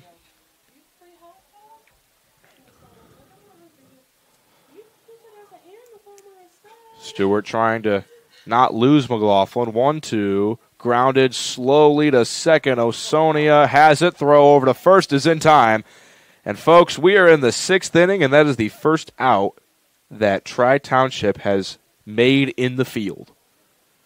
Every single out other than that one has been a strikeout. So McLaughlin ends the trend, but will still have to walk back to the dugout.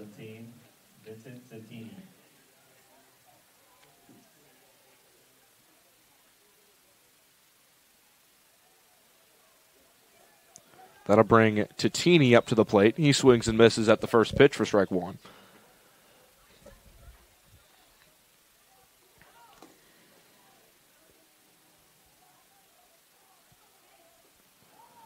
One-oh misses high.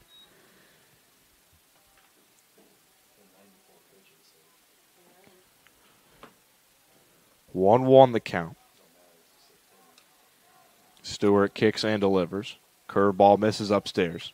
That's 95 pitches so far for Stewart. So he's nearing the end of his leash, I would imagine. The more pressing, now he bounces one in the other batter's box. It's 3-1 on Tatini.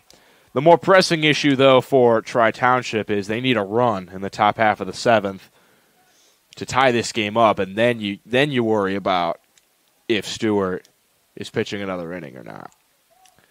3-1 the count to Tatini.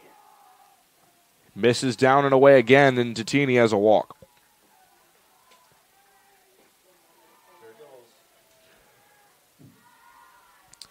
That'll bring number 20, Jack Gates. That'll bring Jack Gates up to the plate. Coming off the bench to pinch hit for Chase Yannick.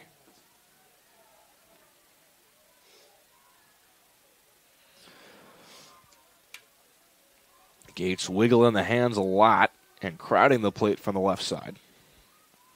First pitch to him misses just high for ball one.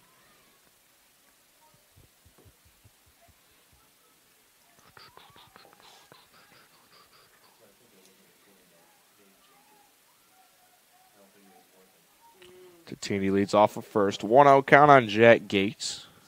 Kick and the delivery. Fastball at the knees for strike one.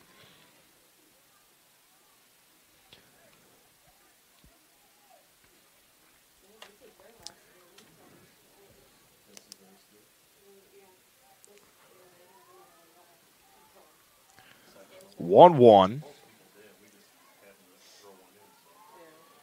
Kick and the delivery from Stewart. Curveball on the outer half for strike two. Last game of the regular season for Tri-Township. Looking for an upset win and to spoil senior day for Wheeler. But they trail 2-1, and they need to get out of this inning with no more runs allowed. And Gates down on strikes. That's strikeout number 16 for Dylan Stewart.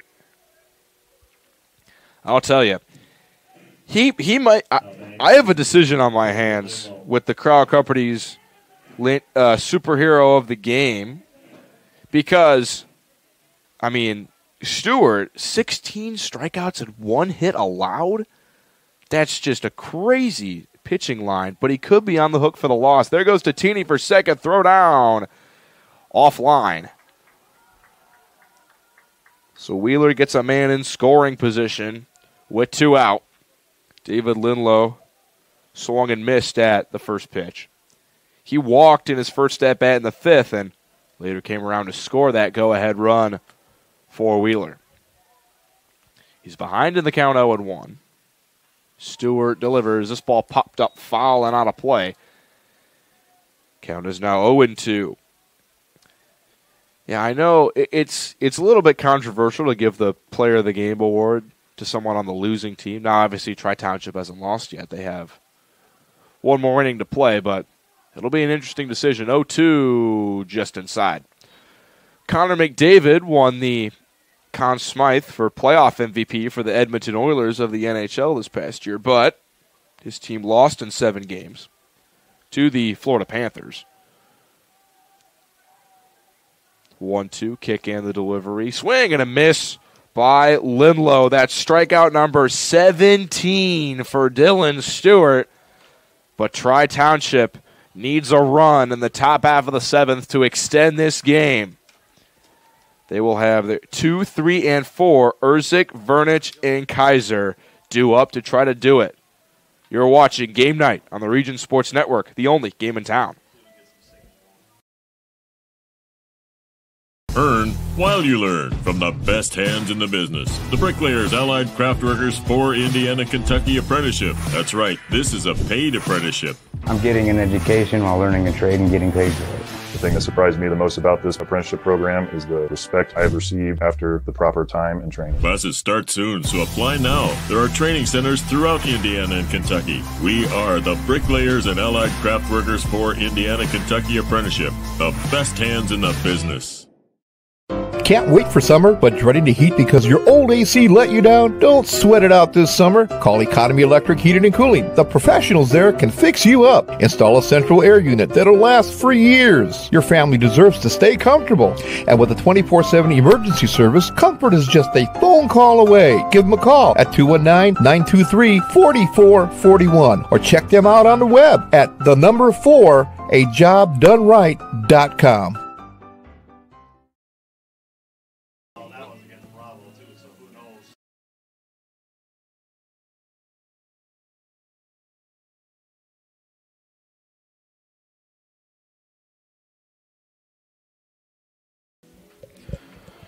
Welcome back, ladies and gentlemen, to Game Night on the Region Sports Network, top half of the 7th.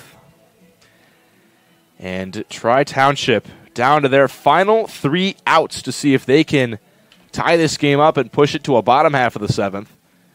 2-1. We've seen some masterful pitching performances, most notably Dylan Stewart. 17 strikeouts through 6 innings of work, but on the hook for a loss. Leading off will be Brad Erzik for Tri-Township.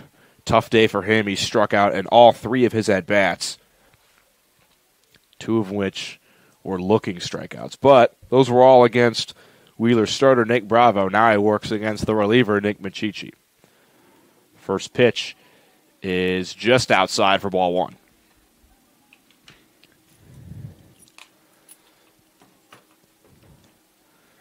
Machichi set again. 1-0. Misses down and away, and the count is 2-0.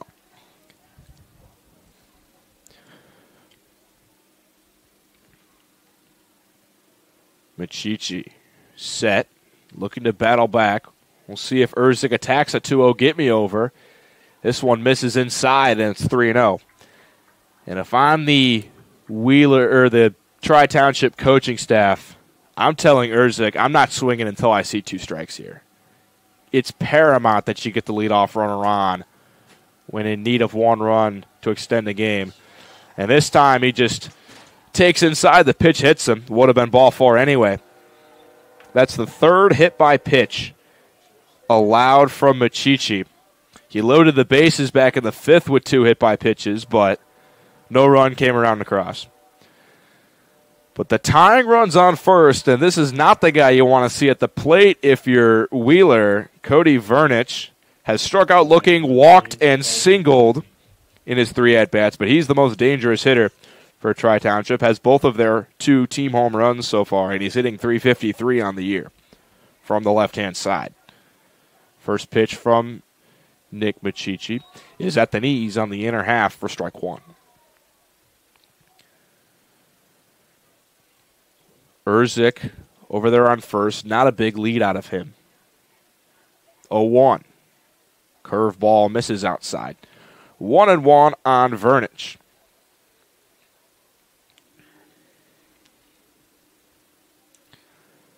Machichi looks over to Erzik at first. Now comes set. Delivers to Vernich again. Swinging a big fly ball, but foul out of play down the third baseline, and the count is now 1-2 to the power-hitting left-hander.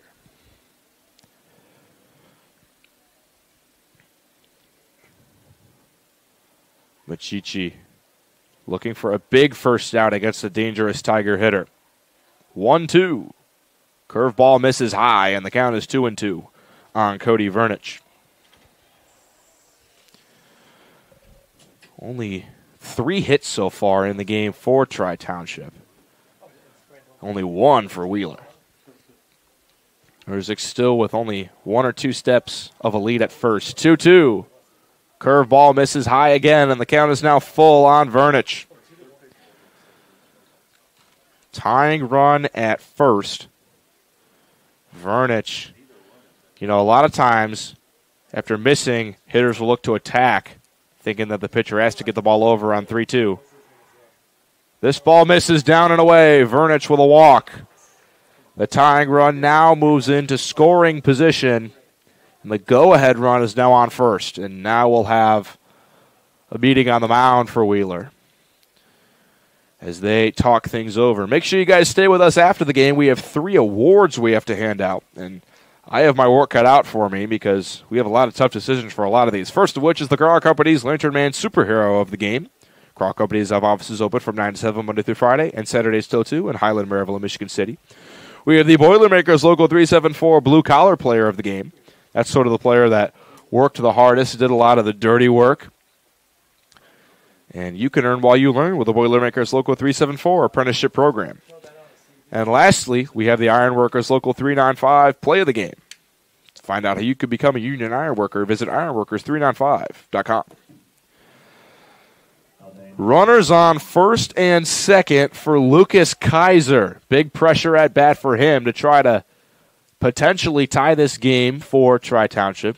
This could be a spot where you see a bunt, maybe try to move these runners up with nobody out yet. First pitch from Nick Machichi is a curveball that misses inside for ball 1.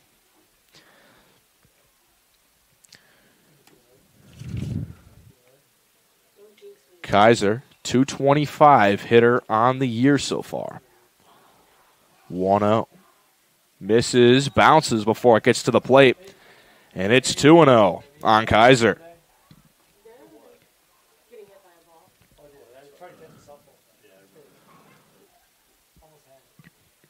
Runner on second is Brad Urzik. Runner on first is Cody Vernich. 2-0 the count on the hitter, Lucas Kaiser. Nick Machichi kicks, comes to the plate. That fastball catches the outer half for strike 1.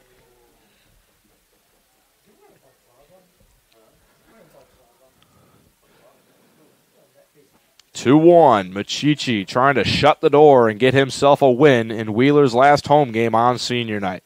Grounded slowly towards the second base spot. Tatini has it. Throw to first. In time. They get Kaiser on the 4-3 putout just barely. That ball was hit into a spot where there really wasn't anyone. But Tatini runs over, makes the play, but the runners do advance. It's Urzik up to third and Vernich up to second. Got to be happy with that result if you're Kaiser at least. You'd rather be safe at first, but advancing the tying run to third with only 1 out, key in that situation. It's now Ethan Daly up to the plate. He has a single, a hit by pitch, and a strikeout for his 3 at-bats. First pitch to him is a curveball that misses high for ball 1. You could be a little bit careful here if you're Machichi on the mound with a base open. You can walk Daly if worst comes to worst. 1-0. Daly lines one to third, and it's through for a base hit. Urzik scores. Stopping at third is Vernich. This game is tied at 2-2. Ethan Daly comes through with his second hit of the day. The Tigers have tied it, and they have the go-ahead run only 90 feet away. And now Donovan Whitus will come to the plate. With only 1 out, Tri-Township has tied it, and they're in danger of getting the lead back. Curveball fouled straight back. We'll see if Daly maybe tries to take second, but that was a loud single off the bat of Ethan Daly, and McLaughlin diving attempt just out of his reach at third. 0-1 the count on Whitus. Kick and the delivery. Swing and a miss, and the count is 0-2. This would be a big strikeout here for Machichi if he's able to keep that runner at third and get to 2 outs. 0-2 the count. Kick and the delivery. Swing and a miss, strike 3. Whitus down swinging. That's the 5th strikeout for Machichi. And now it'll be up to Cade Koselke. Quiet day for him. 3 strikeouts in his 3 at-bats. But he could make all that go away with a big single here. Nick Machichi set. Kicks and delivers. Curveball misses high.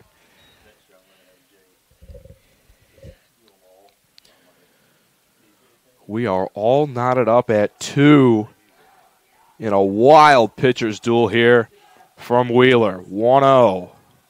Fouled away by Koselke. Count is now 1-1.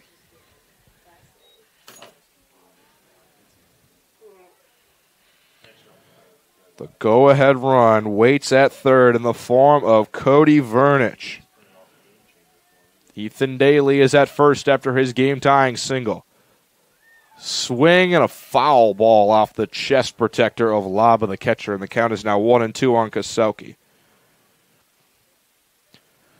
Wheeler has given up the lead. It's now 2-2, but they'll have a chance to walk it off if they can get out of this inning with the game still tied. 1-2 to Koselke. Misses down and in. Good block there by Laba.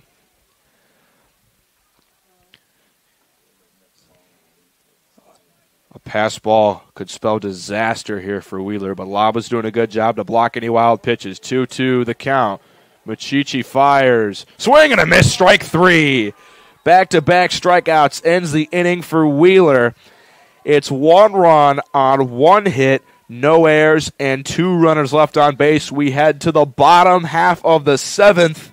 Can Wheeler walk it off on senior night? Find out next. You're watching Game Night on the Region Sports Network, the only game in town.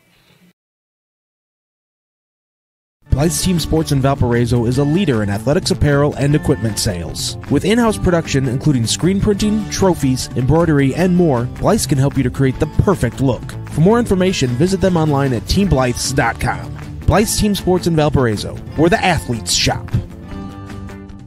Hi, this is Tim down at Tire Pros and Auto Superstore, 5200 Cleveland in Maryville. 219-887-3333 is our phone number. We've been serving the region and building relationships with our valued customers for the past 23 years. We have a wide variety of services, quality tires with the best warranty in the nation, and some of the most skilled mechanics I've ever worked with. Let us exceed your expectations. We're setting a new standard. Come on down, ask for Mike or Tim. We'll take excellent care of you. Thank you.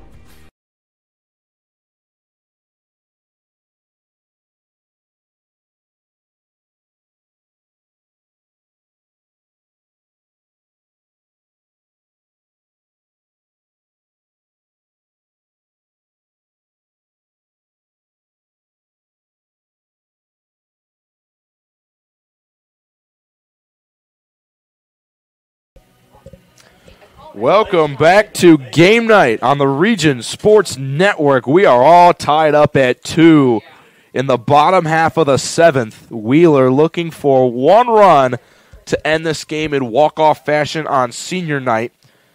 Dylan Stewart, the starter for Tri-Township, is still on the mound, and he has 17 strikeouts through 6 innings of work, but he's north of 100 pitches, and 120 is the limit for in the IHSAA. So I'm waiting on an exact pitch count for him. I'll get that when it's available. But that's 110 pitches for Stewart. There's 111. It's a ball outside to Tyler Hughes. So he's got 9 more pitches at his disposal before the Tigers will have to go to someone else on the mound. 2-0, Stewart into the windup. Curveball catches plate over the middle for strike 1 to Tyler Hughes. 17 strikeouts through 6 innings. Only one of the outs he's had has been made by a fielder. There's a ground ball to second base by Caleb McLaughlin. Breaking ball catches plate just at the knees, height-wise, and the count is 2-2 on Hughes. 114 pitches for Stewart. Into the windup, 2-2. Just high. In fact, very high. Whitus couldn't even crowd in his glove. The count is full with 115 pitches for Dylan Stewart. And the top of the order is due up next. Blake Lobb of the leadoff hitters next. Hughes hitting out of the 9-hole. So if he can flip this over, it'd be a huge base runner for Wheeler to get as the winning run. Now, if you do get to 120 pitches, you can finish the batter that you're working on. So, something to look for. 3-2. Upstairs, 116 pitches, and Hughes draws the walk. The winning run sitting over at first base for Wheeler. And now Blake Laba will step in, and this is in all likelihood the last batter that Dylan Stewart will face in this game. We'll see how aggressive Hughes wants to get at first to potentially maybe take a base. First pitch is swung on and missed by Laba for strike one. 117, the pitch count for Dylan Stewart.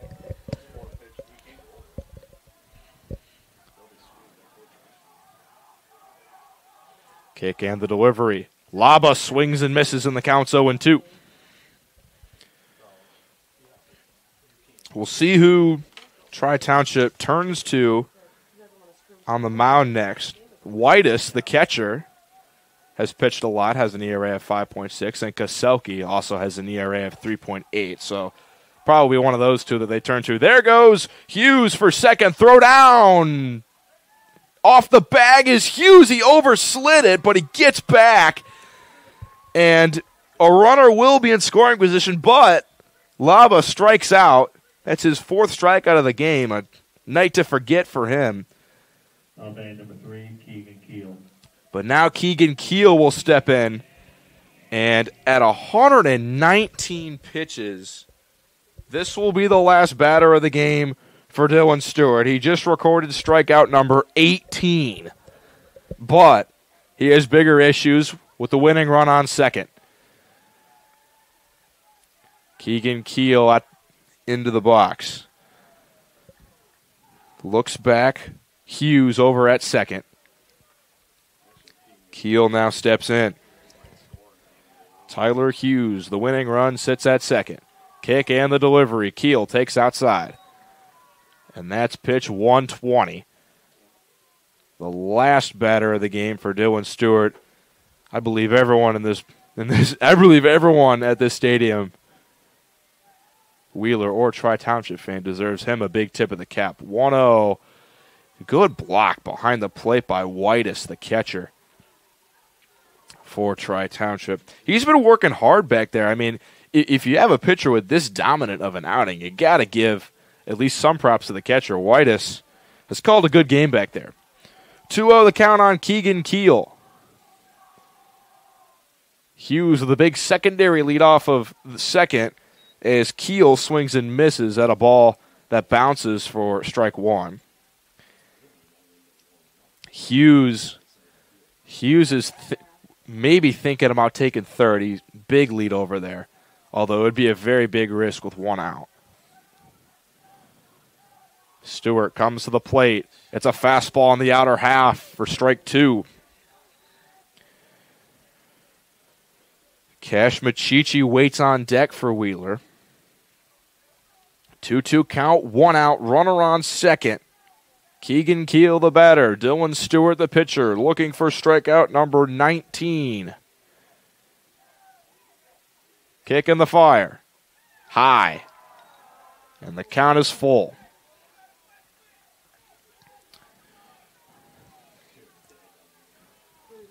Full count. Runner on second, the winning run. Wheeler has only managed one hit today, but a second hit could be all they need to win it. Stewart comes set, kicks and delivers. Swing and a miss. It's strikeout number 19 for Dylan Stewart. And that's going to be all for his day, but man, one of the best pitching performances we've seen in the region this year.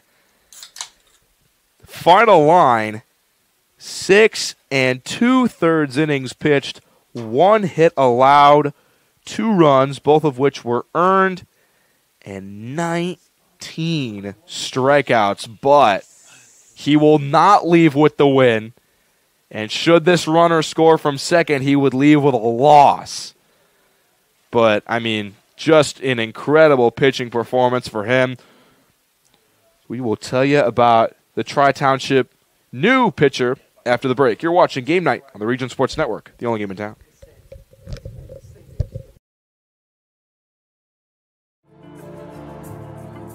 If you are injured in a worksite accident or hurt by a defective product, go with the guy that has a proven track record litigating these cases. Otto Schregel, a principal partner at the Allen Law Group, will make sure those responsible for hurting you are held to account for their negligence. With multiple offices in Indiana and Illinois, you could reach them at 219-465-6292 or reach them out on the web at www.kenallenlaw.com.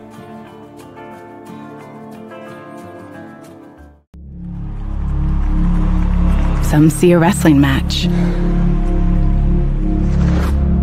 We see a 6-minute lesson in grit.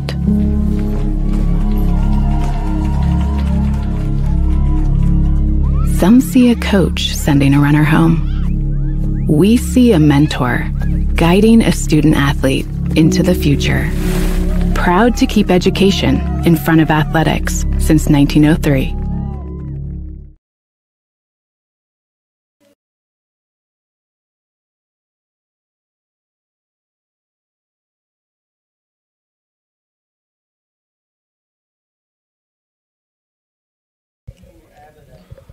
Welcome back to Game Night on the Region Sports Network. We have a new Enigenberg home improvement hurler to tell you about. It's the left-hander, Cody Vernich, who will be taking over things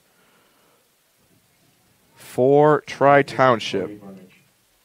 Currently, he sits with an ERA of 3.04 on the season. 11 earned runs in 25 1/3 innings, 50 strikeouts to 21 walks. Pretty solid arm. And there's 2 out and a runner on second for Cash Machichi. He's trying to walk things off on senior night for Wheeler. Tie game at 2-2.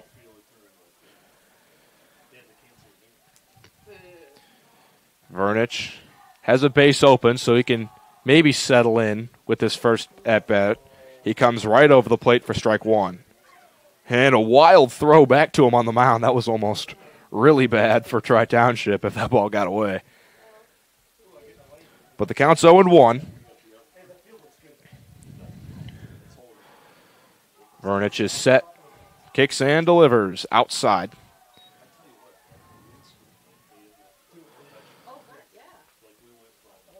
(1-1). Tyler Hughes has some speed on second, so you got to imagine any ball to the outfield would score him. 1-1, kick and the delivery from Vernich outside, and the count's 2-1.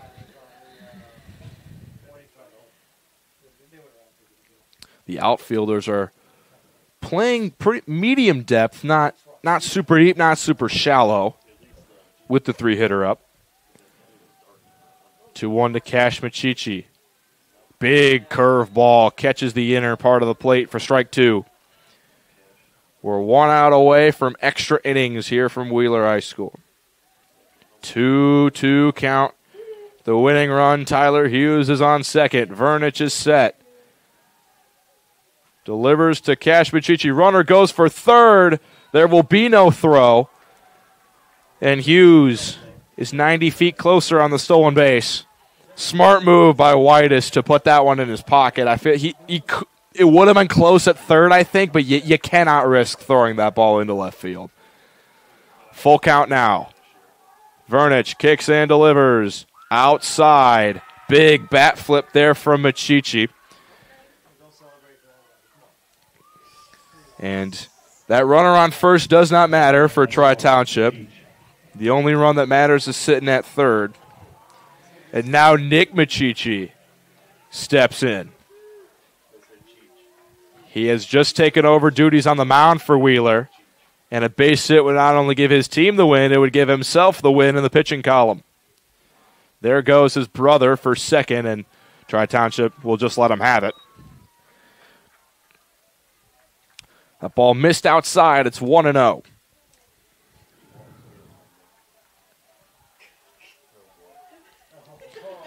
The count. Vernich comes set. Kicks and delivers. On the inner half, the fastball just missed, and it's 2-0. Caleb McLaughlin waits on deck for Wheeler. If they do end up walking Nick Machichi. Vernich comes set. And the lefty fires. Fastball on the outer half is called a strike, and it's 2-1 on Nick Machichi. Tyler Hughes waits on third. He could score the winning run on a base hit or potentially a pass ball. 2-1. Grounded up the middle, and it's stabbed by the second baseman, Osonia, but the throw to first is late, and the Wheeler Bearcats have walked it off on senior night. Nick Machichi, the hero tonight.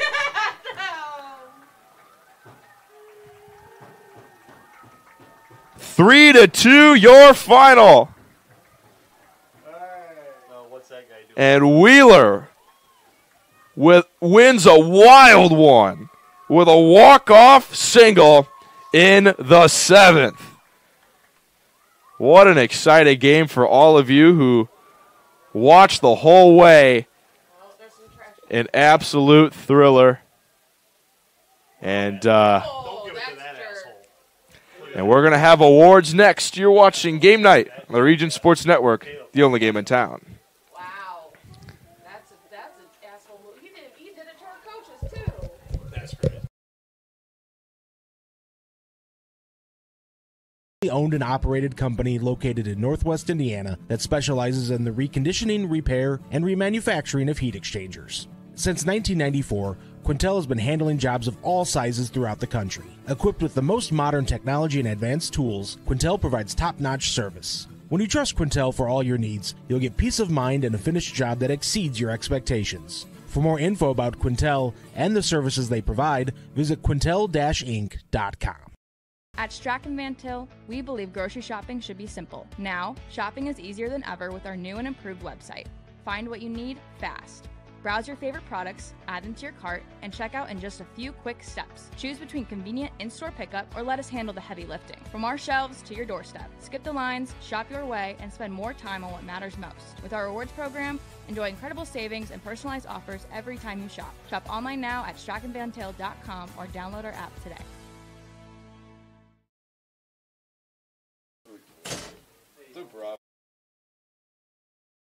Four Seasons Mechanical proudly serves Northwest Indiana, providing quality, reasonably priced, reliable service. With a quality and comfort guarantee, the professionals at Four Seasons Mechanical offer a wide range of services in heating, ventilation, and air conditioning. Whether it's residential or commercial, Four Seasons Mechanical is there 24/7. To find out more, the website is fourseasonsmechanical.com or give them a call at 219-756-7020. Four Seasons Mechanical, your indoor air quality specialist. Our hero, Lantern Man, faces off against a nefarious insurance swindler. I'll trick them into a contract and just keep raising the rates. Luckily, they can make a call to Crow Company's Lantern Man. He's always ready to protect families from the insurance swindler. I can easily defeat your overpriced policies.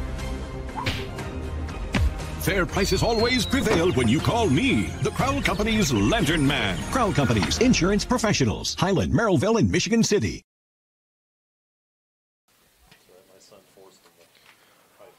Welcome back to the conclusion of a wild game here from Wheeler. It's the Bearcats who win it 3-2 in walk-off fashion. 3 runs, 2 hits, 2 errors for Wheeler, and 2 runs, 4 hits, 1 error for Tri-Township. It's time to name the Crawl Company's Lantern Man Superhero of the Game. And this is a unique situation. You don't often see the player of the game coming from the losing team. But Dylan Stewart, starter for Tri-Township, final line is 6 2/3 innings, 1 hit allowed, 3 runs, because the last run was charged to him. A loss, but 19 strikeouts, 1 shy of Kerry Wood in 6 2/3 innings. My hands are tied here. Sometimes you got to make a decision to give it to someone from the losing team. Just a magnificent pitching outing, and he's going to be your Crawl Company's Superhero of the Game. They have offices open from 9 to 7 Monday through Friday, and Saturdays till 2 in Highland, Maryville, and Michigan City. They are the insurance professionals proud to recognize the superheroes on the baseball and softball diamond. It's now time to name the Boilermakers Local 374 Blue Collar Player of the Game.